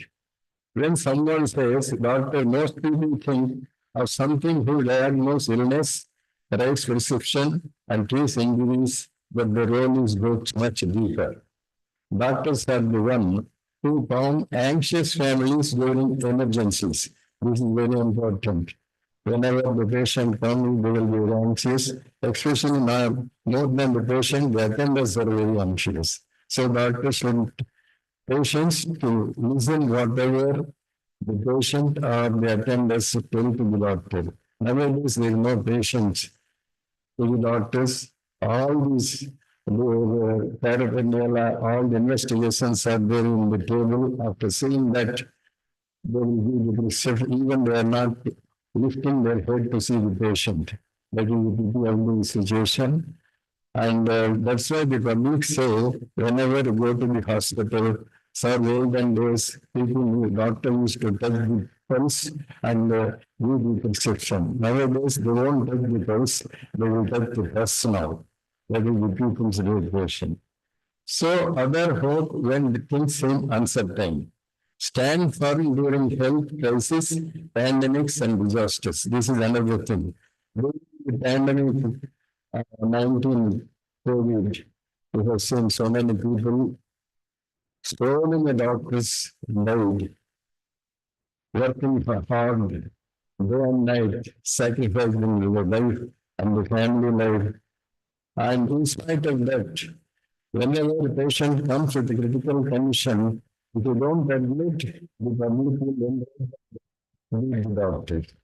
After giving the patient critical care, if the patient is okay, it is all right. Otherwise, if the patient dies, again the woman meet the doctor and they will destroy the property. This is the situation. So in such cases, we need to be very careful. Patients, whatever the doctor, patient and the attendants tell, listen carefully and try to treat the patient. Stand firm during health crisis, pandemics and disasters.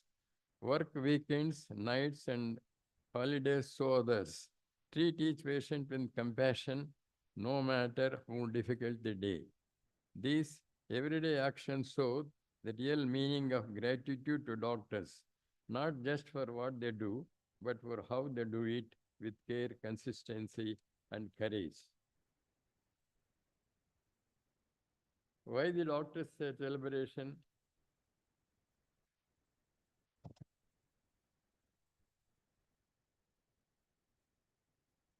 Behind the white coat, who feels the healers, and the doctor's day theme, behind the mask, who is the healer, brings attention to the unseen emotional and mental challenge of doctors face.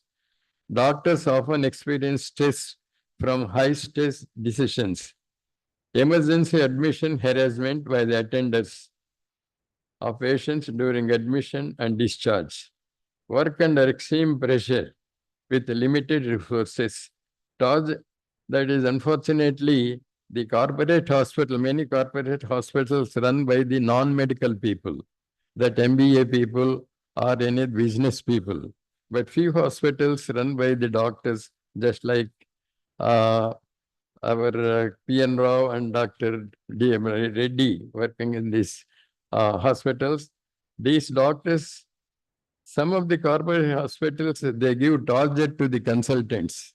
Unless they fulfill the targets, and they will not be going to be there. So in such situations, we should be careful in dealing with the doctors, patients.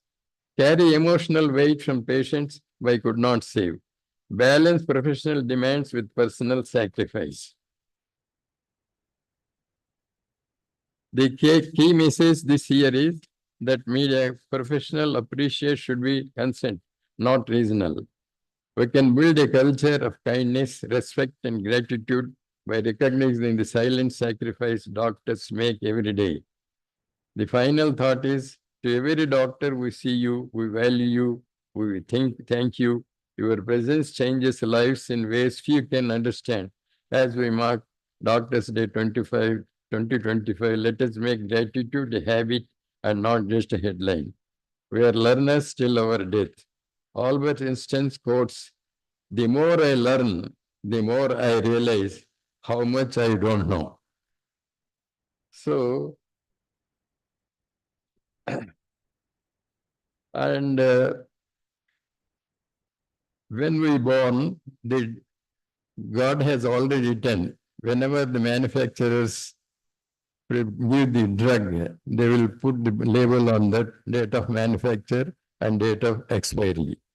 We know date of manufacture, we don't know our date of expiry, when it will come. So, one foreigner went to Kasi, he was going in the streets. The boy came across and gave a packet of vibhuti to the foreigner. The foreigner took it.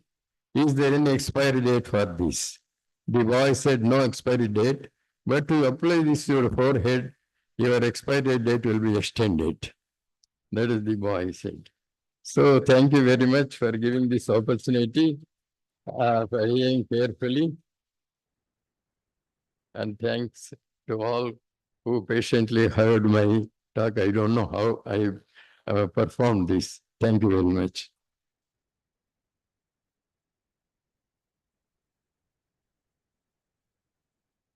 Thank you so much, sir. So it takes a lot of knowledge and knowing the essence, being in allopathic system of medicine, recognizing other system of medicine.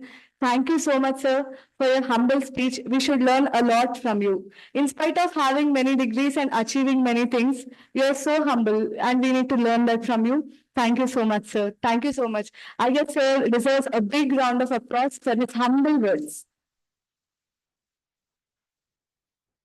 Now, I would like to call upon Dr. Gautam Ralabandi, sir, to please take over the dais.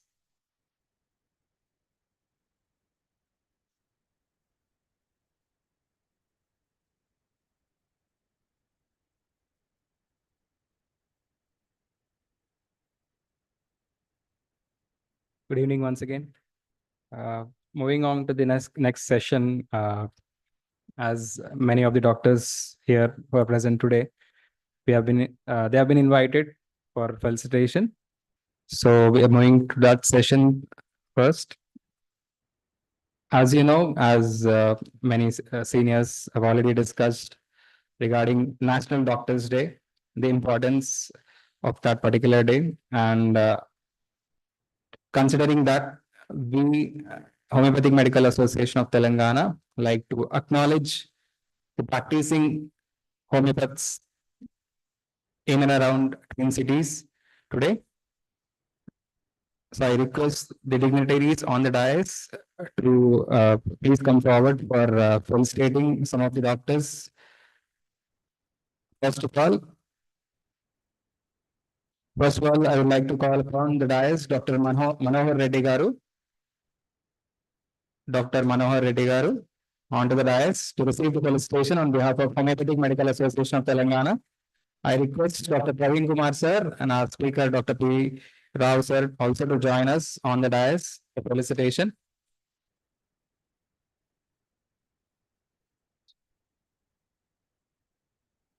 Dr. Manohar Reddy sir receiving the felicitation.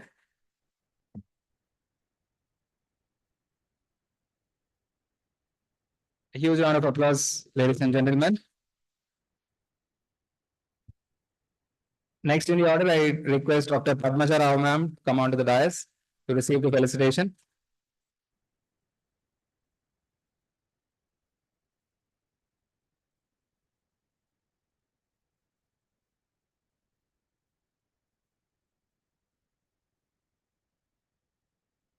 You can continue applauding.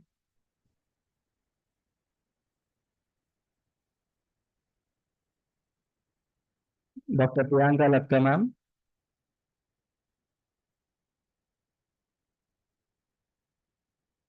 Welcome ma'am.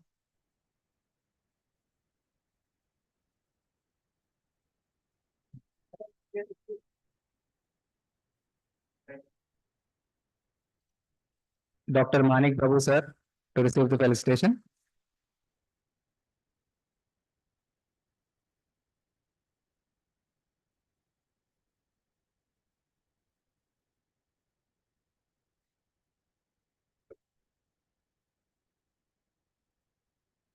Dr. C. Swami sir.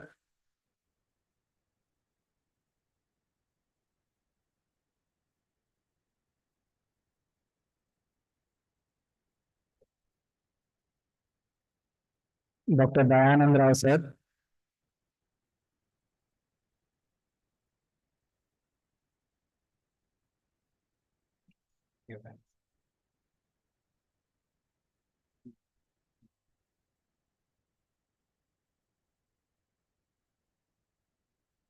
Dr. Rupali ma'am.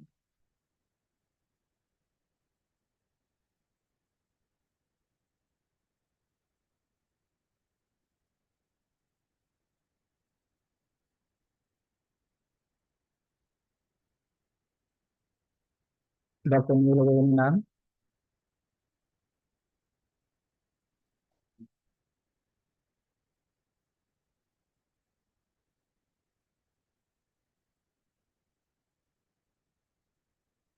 Next in the order, Dr. Chitra Chandraveni ma'am.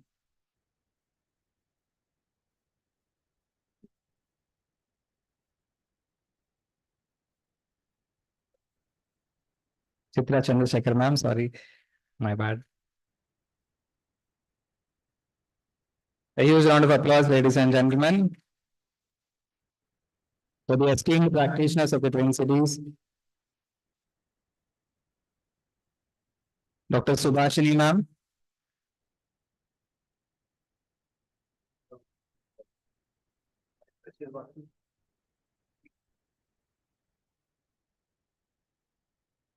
Dr. Subhashini ma'am.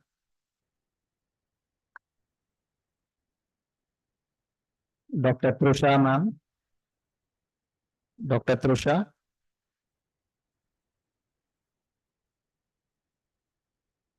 Dr. Lalita ma'am.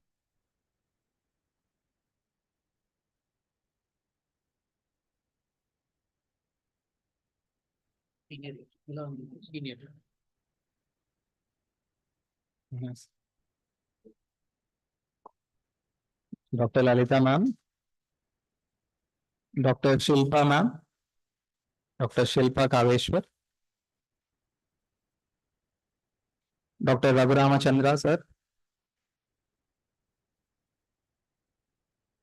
Dr. Vanaja Kumari ma'am.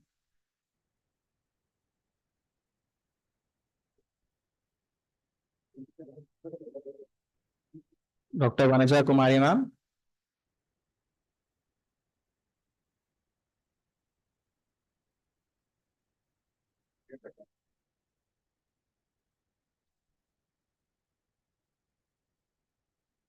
Dr. B. Vimla ma'am. Dr. B. Vimla ma'am.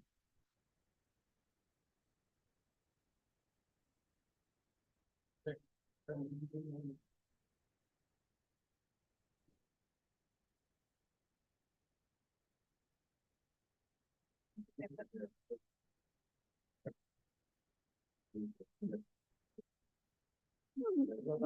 Anand Seth, sir.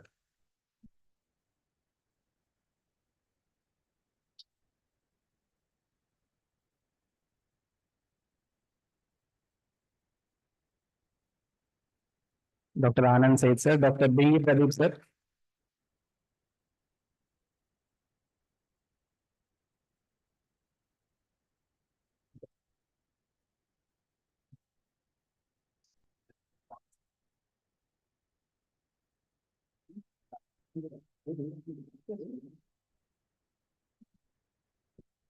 Thank you, doctors. Now I request the sponsors for today's event, Dr. Padmaja ma'am, to please come onto the dais to receive felicitation on behalf of Homeopathic Medical Association of Telangana. A huge round of applause.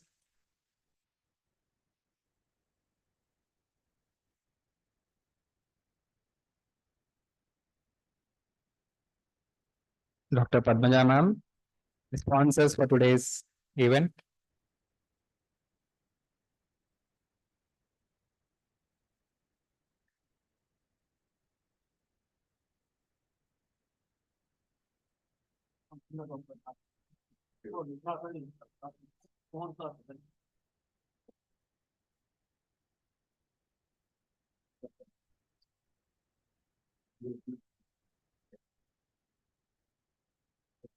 Thank you, ma'am. Now I request the dignitaries of Homeopathic Medical Association of Telangana to felicitate first the guest of honor of today's event, Sri Avalappa, Dr. Avalappa Garu. Thank you for coming and gracing our event, sir. Homeopathic Medical Association of Telangana, felicitating Sri Avalappa Garu, Dr. Avalappa, sir.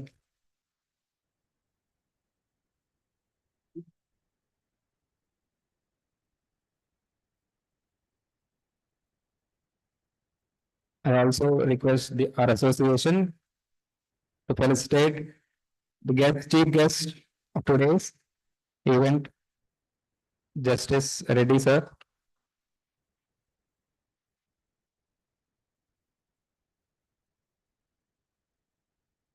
Lokayukta of Telangana. Huge round of applause, please.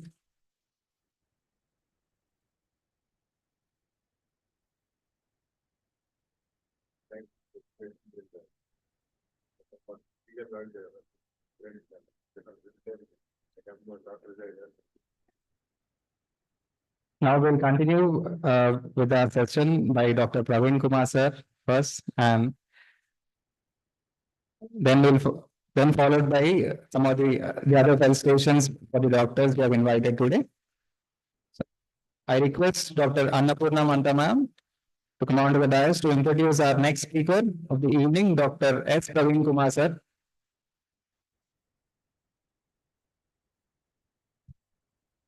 A very good evening to one and all.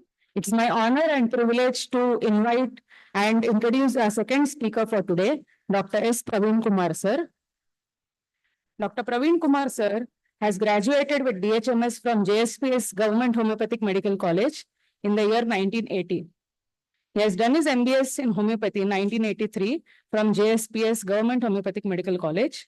He has completed his MD in homeopathy in the year 2000 from SKHMC Bid. He has done his PhD in MUHS Nasik. He was a retired principal and HOD Department of Medicine for PG and UG, JSPS Government Homeo Medical College, Ramantapur, Hyderabad, from where he retired on 31st of March 2017, where he worked as HOD PG Department of Medicine for 3 years, HOD PG Materia Medica for 3 years, HOD UG Department of Medicine for 3 years, Vice Principal for 3 years, Principal for a year. Presently, sir is working as Professor and HOD PG Department of Psychiatry, MNR Homeopathic Medical College, Sangareddy. Sir is a Trustee and Secretary General, Global Homeopathy Foundation, India. Sir is also a Chairman and Editor of NJH, Mumbai. Sir is a member, MARB, National Commission of Homeopathy, New Delhi. Sir is also a member of SFC and Governing Council, National Institute of Homeopathy, Kolkata. Sir has a teaching experience of 41 years, of which for UG 39 years and PG 23 years, and a vast professional experience of over 45 years. Sir was awarded Homeo Best Teacher in 2025 at Lucknow. Sir has also been awarded Dr. APJ Abdul Kalam's Lifetime Achievement Award 2023. Sir has been awarded the same in 2022 as well. Sir has received the Telangana State First Best Teacher Award in 2017. Sir was also a receptionist of, he has also received Dr. Mahendra Singh Memorial National Best Teacher Award for 2014. Dr. B.K. Bose Memorial National Best Teacher Award for the year 2005. Dr. Praveen Kumar Sir is a PG guide and examiner for many universities in India. With this small and short introduction, much more to talk about, sir, but I would like to invite with a loud round of applause, Dr. H. Praveen Kumar, sir, as a speaker for today. Welcome, sir.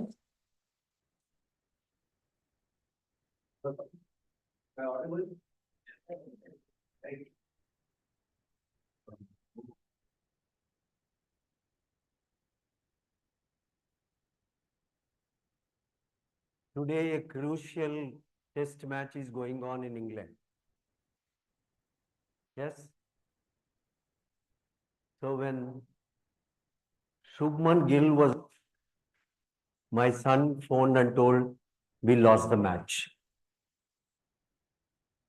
Because the credibility of this or a batter, nowadays words, is so much, many things were depending on him. He batted very well, valiantly, in spite of injury. And he impressed everybody, including the opposition. So the batters who are coming next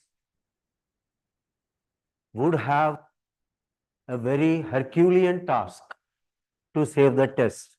It is still going on anyway. So that is the situation even here. So Shubman Gill, he left the pitch.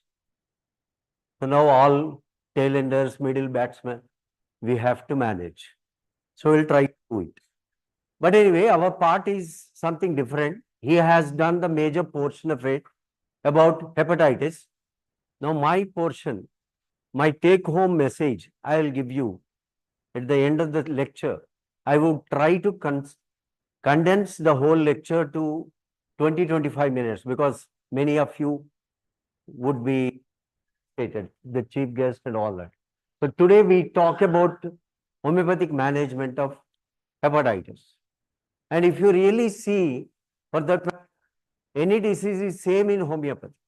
The approach would be similar, if not the same. So we take the case, we erect the totality, we match with the remedy, we prescribe, give some indications or restrictions or management techniques and all that. So nothing special for hepatitis. But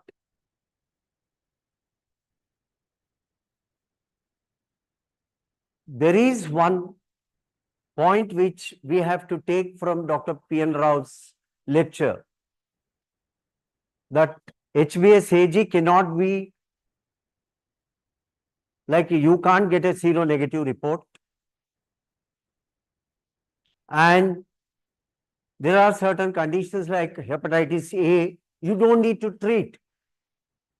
Like people go to bar, they take that liquid, I am not treating.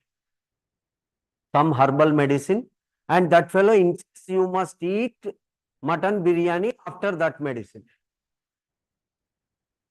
And what should I do? I don't know, because I have not had mutton biryani.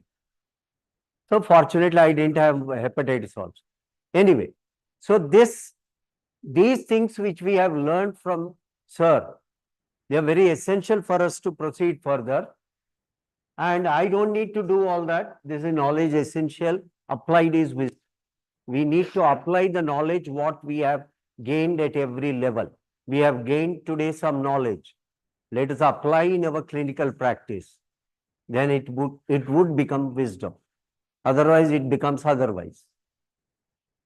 So protect your liver, protect your life. That is the slogan, in fact. The liver is very important organ.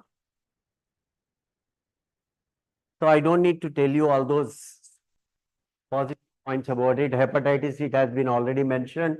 Lot of things which are there. I'm just brushing it. My point is only to highlight about homeopathic management, not the general things which we have already heard from sir.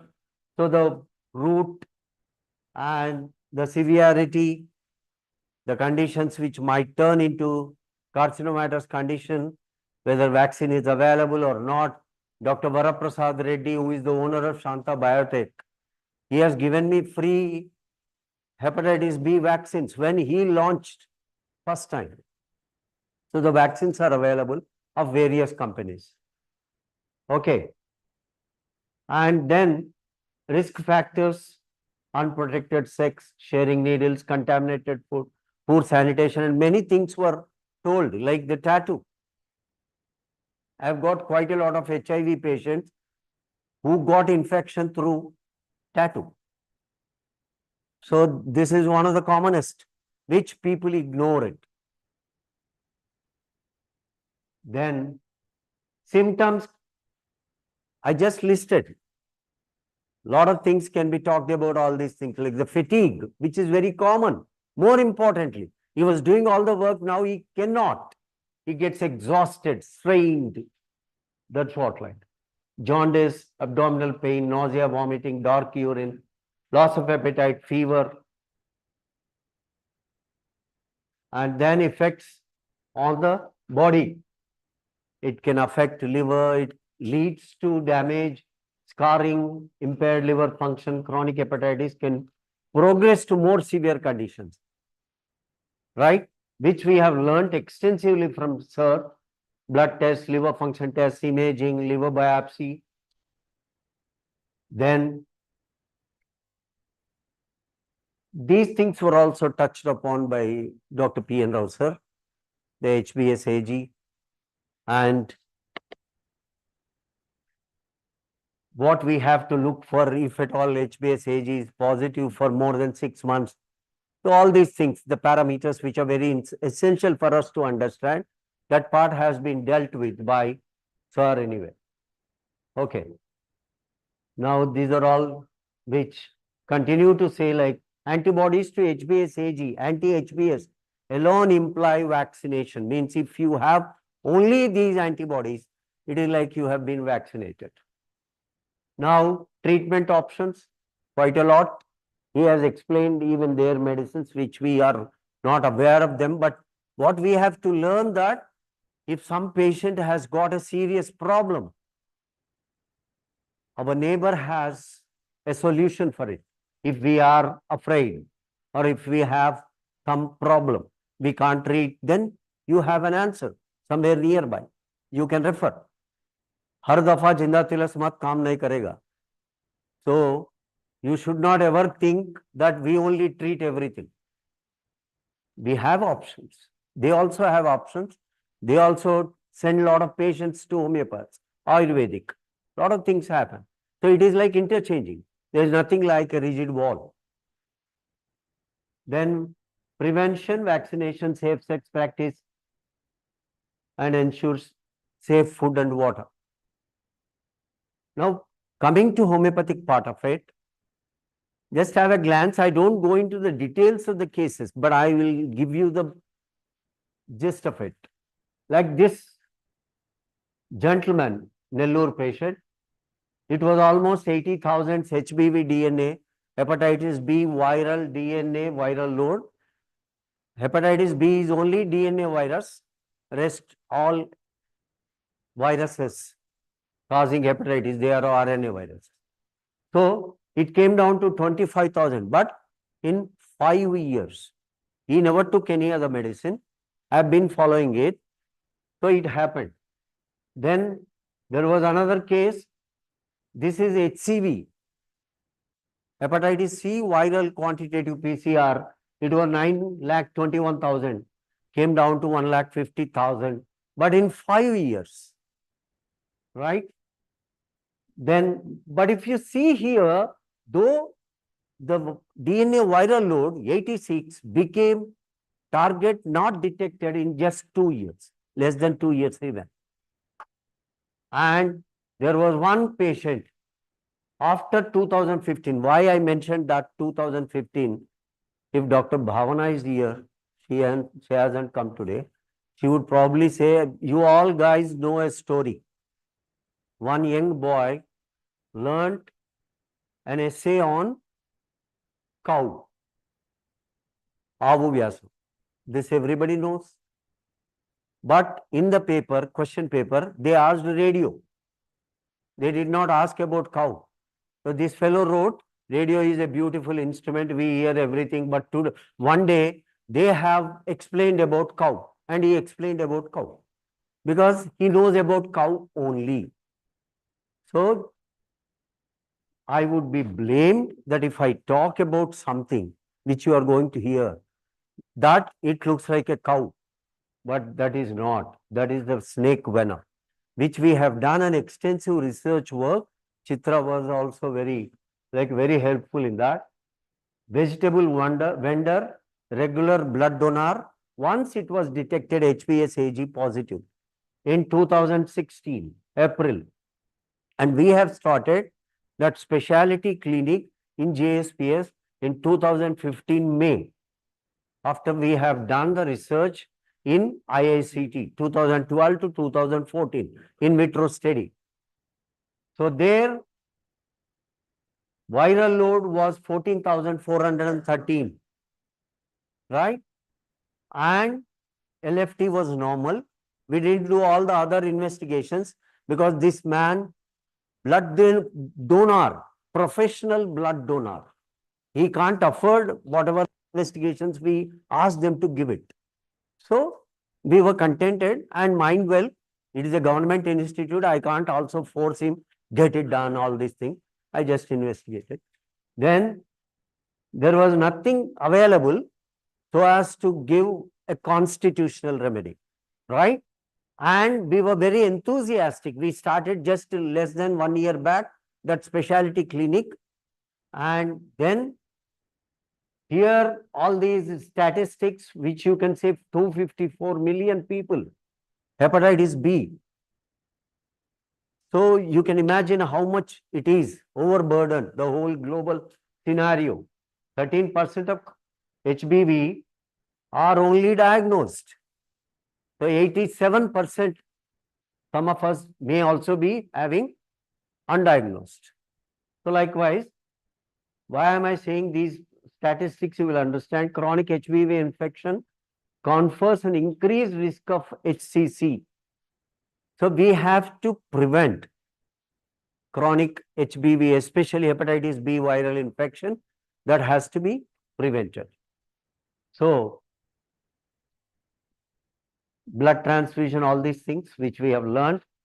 So I'm coming back to this case. We have given Crotalus horridus 30 in our college. Sir, I'll explain why we have given this drug. Crotalus horridus is a snake venom, but that will tell. So after IICT research, what have we done in IICT? Just to refresh, it was done like an antiretroviral action of snake venom, Crotalus horridus, with the help of IICT.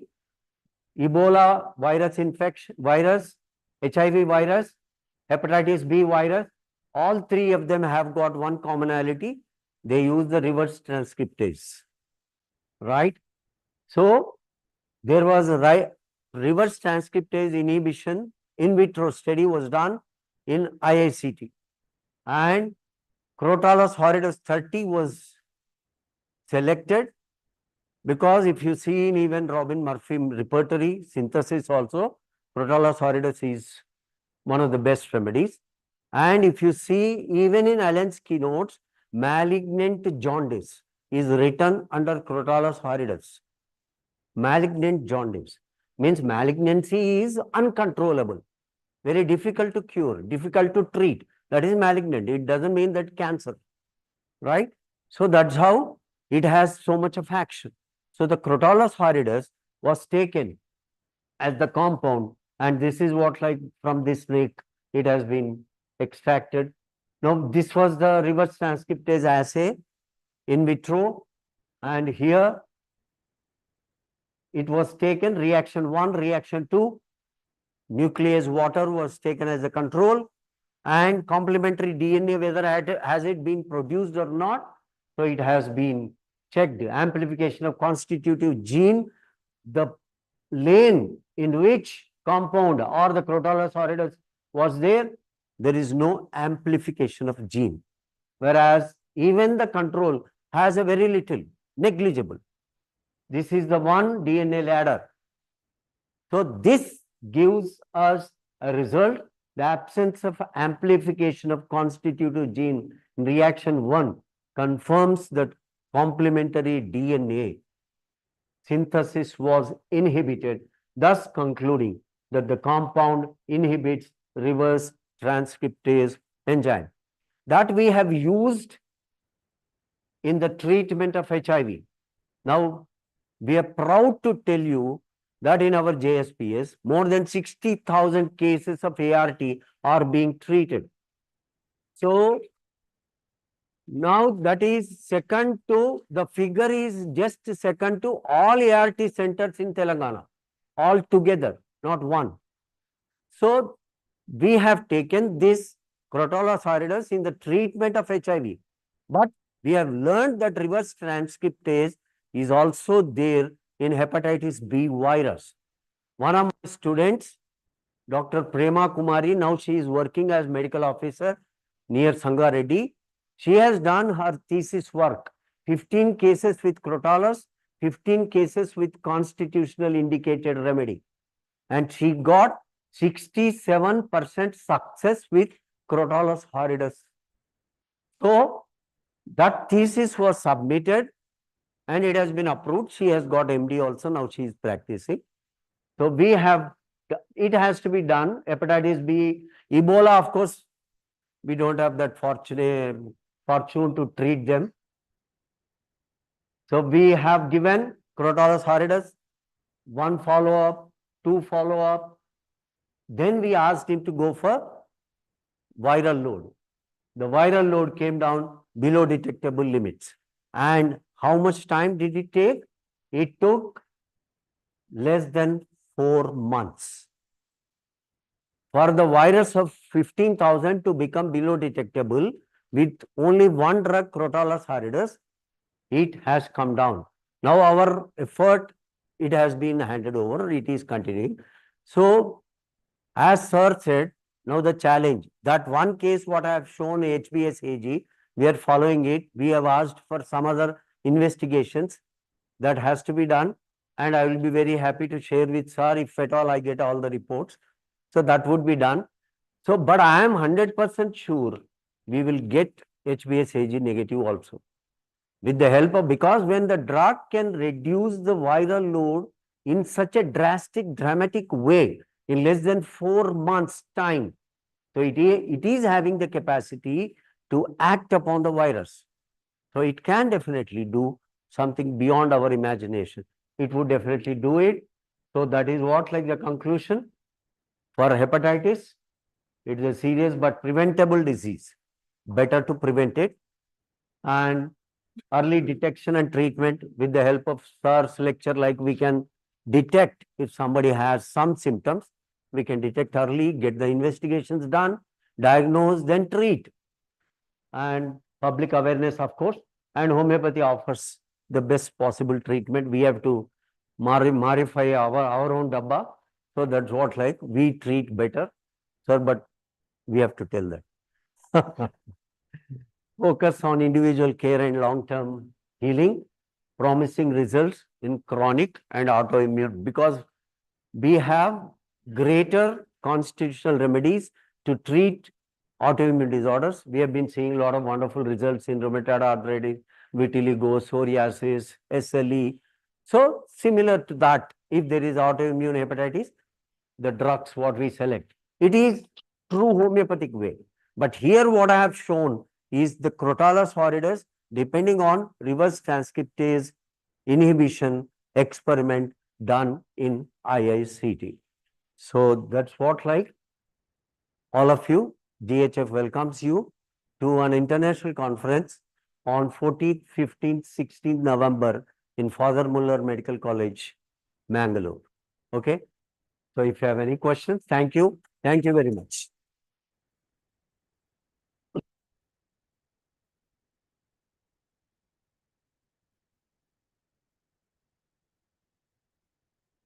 You didn't expect? You were sleeping? Thank you.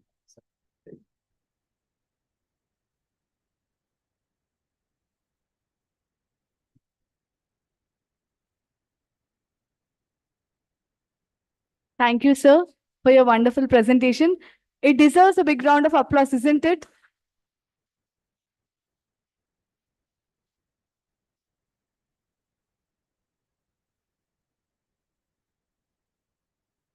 I request the chief guest of honor, our president, general secretary, and ICRH clinical director to please come onto the dais to felicitate our speaker, Dr. Praveen Kumar, sir.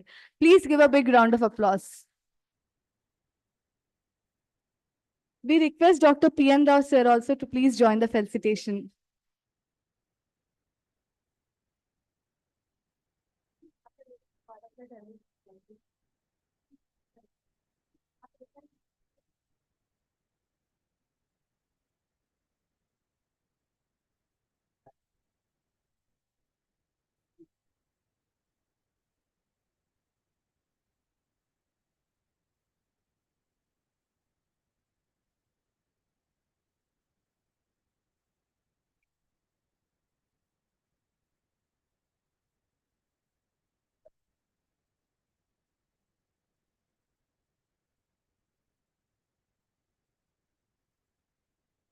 Thank you, sir, for your wonderful presentation. The audience, we request you to please give a big round of applause.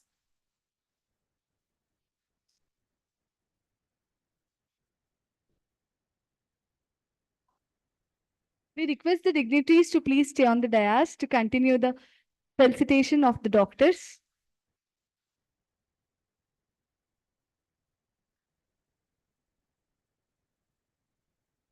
I request the dignitaries to stay on the dais for felicitation. First, I would like to call upon the dais Dr. J. Pradeep Kumar, sir, to receive the felicitation.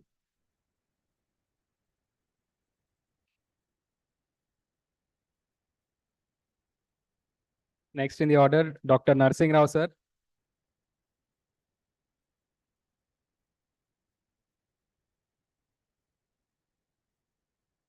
Dr. Narsingh Rao, sir.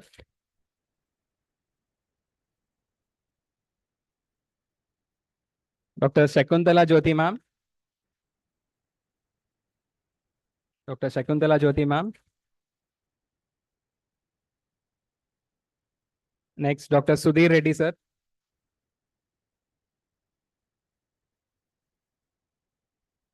Dr. Sudhir Reddy, sir. Dr. Aarti Dubey, ma'am.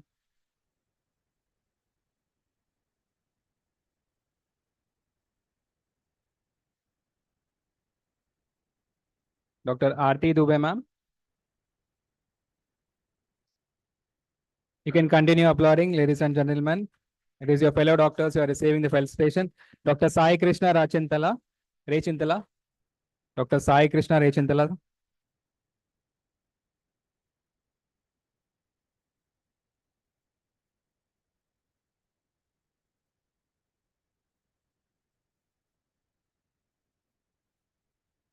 Dr. G. Shalini.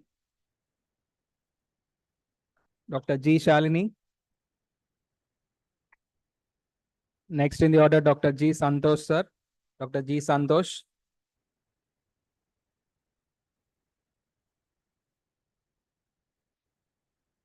Dr. K. Saujanya, ma'am. Next in the order.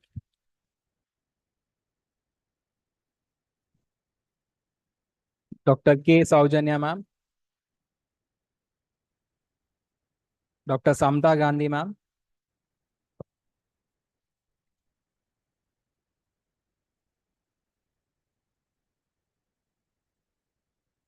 Dr. Samta Gandhi, ma'am.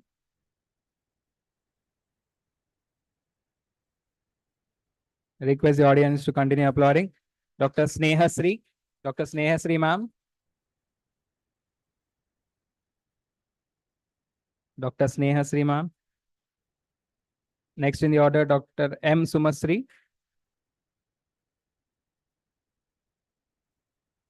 Dr. M. Sumasri. Next in the order, Dr. Tejaswini.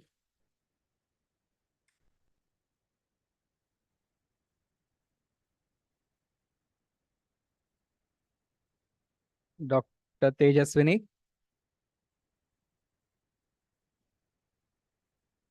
Next, Dr. Sweta. Can continue applauding. Ladies and gentlemen, Dr. Sweta. Dr. Sweta, ma'am.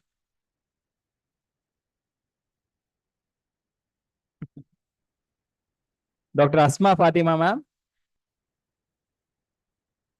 Dr. Asma Fatima, ma'am.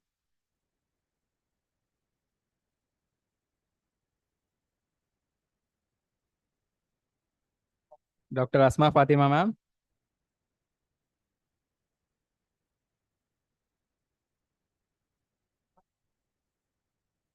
Dr. Kailash.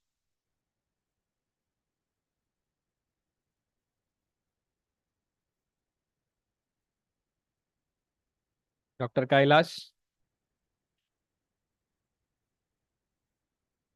Dr. S. Pawan. Dr. S. Pawan.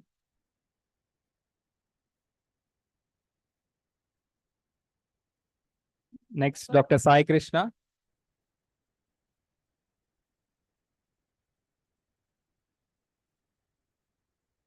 Next, Dr. Sai Krishna.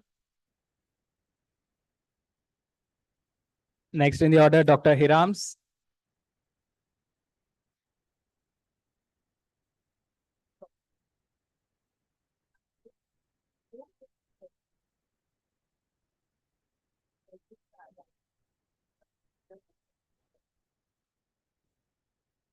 I request our sponsor for the event, Dr. Padmaja ma'am, to join us on the dais. Dr. Padmaja ma'am, the sponsors, join us for continuing the felicitation. Dr. Beulah. Dr. Beulah.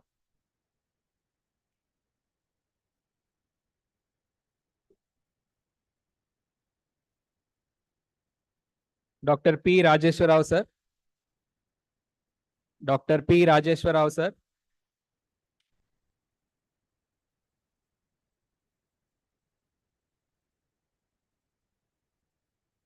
Dr. P. Rajeshwar Rao, sir, to receive the felicitation. Dr. Banu Chandar.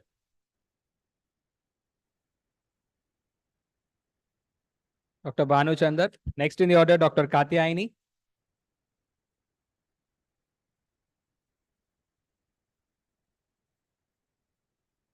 Dr. Katyayani. Next in the order, Dr. Batni Bhavani.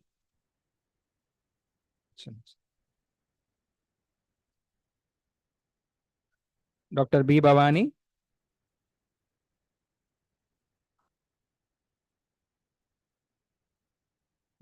Dr. Bhavani receiving felicitation.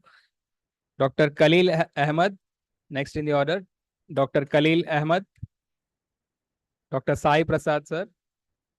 Dr. Sai Prasad. Dr. Krishna Veni.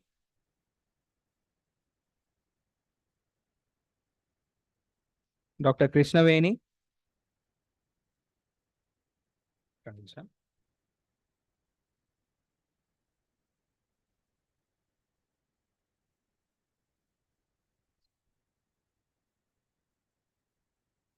Next in the order, Dr. T. Vinila.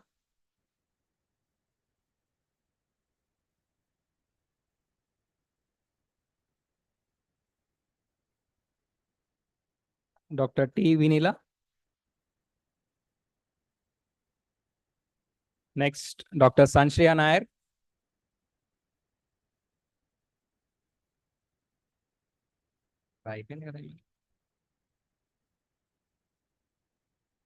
Dr. Sanshriya Nair.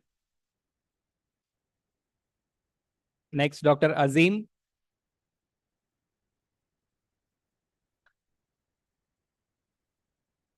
Dr. Azim.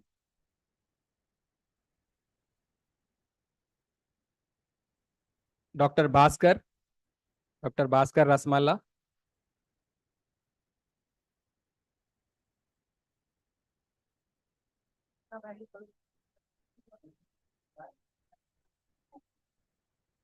Dr. K. Chandana.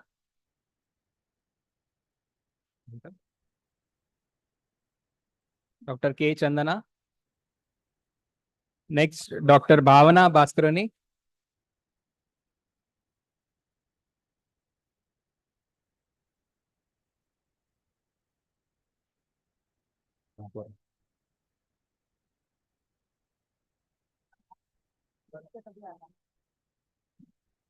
Dr. Shiva Prasad. Dr. Shiva Prasad.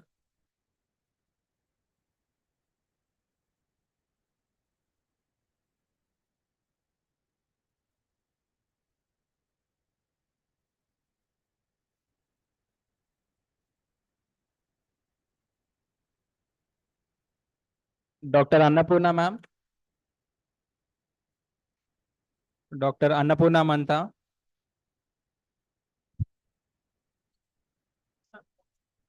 Dr. Harshita.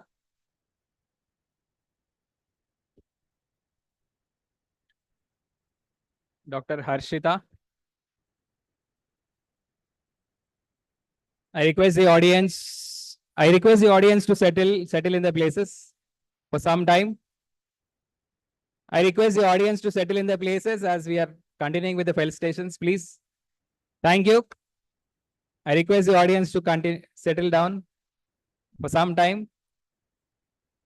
Dr. Chamundeshwari to receive the felicitation. Request Dr. Chamundeshwari to come on to the dais. Next, Dr. Muskan Agarwal.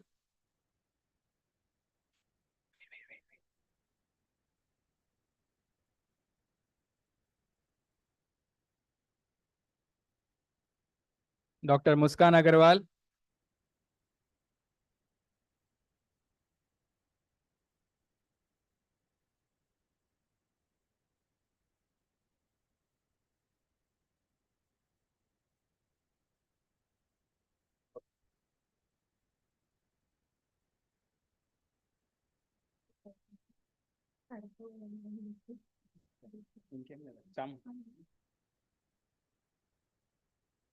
That's all. What else we have?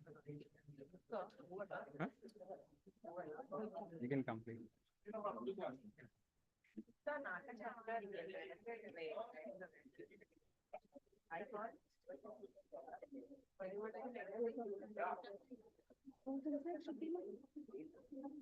I request Dr. Gautam sir to please receive the award. Please give a big round of applause.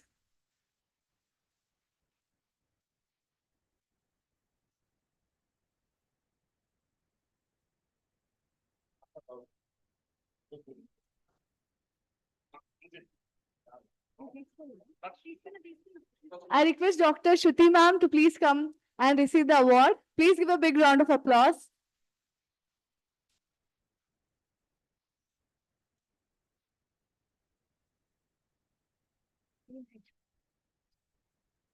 I request all the members of Team HMAT to please come onto the dais for the group photo.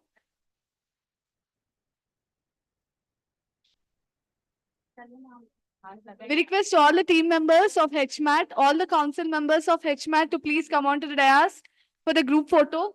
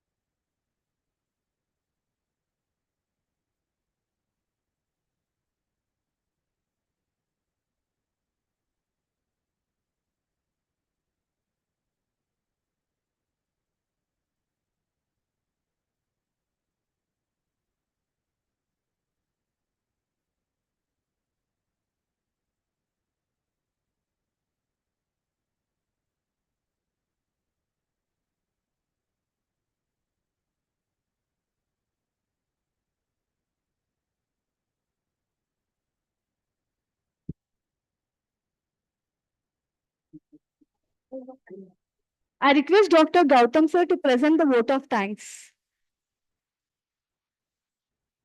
Thank you very much. First of all, the sponsors for today's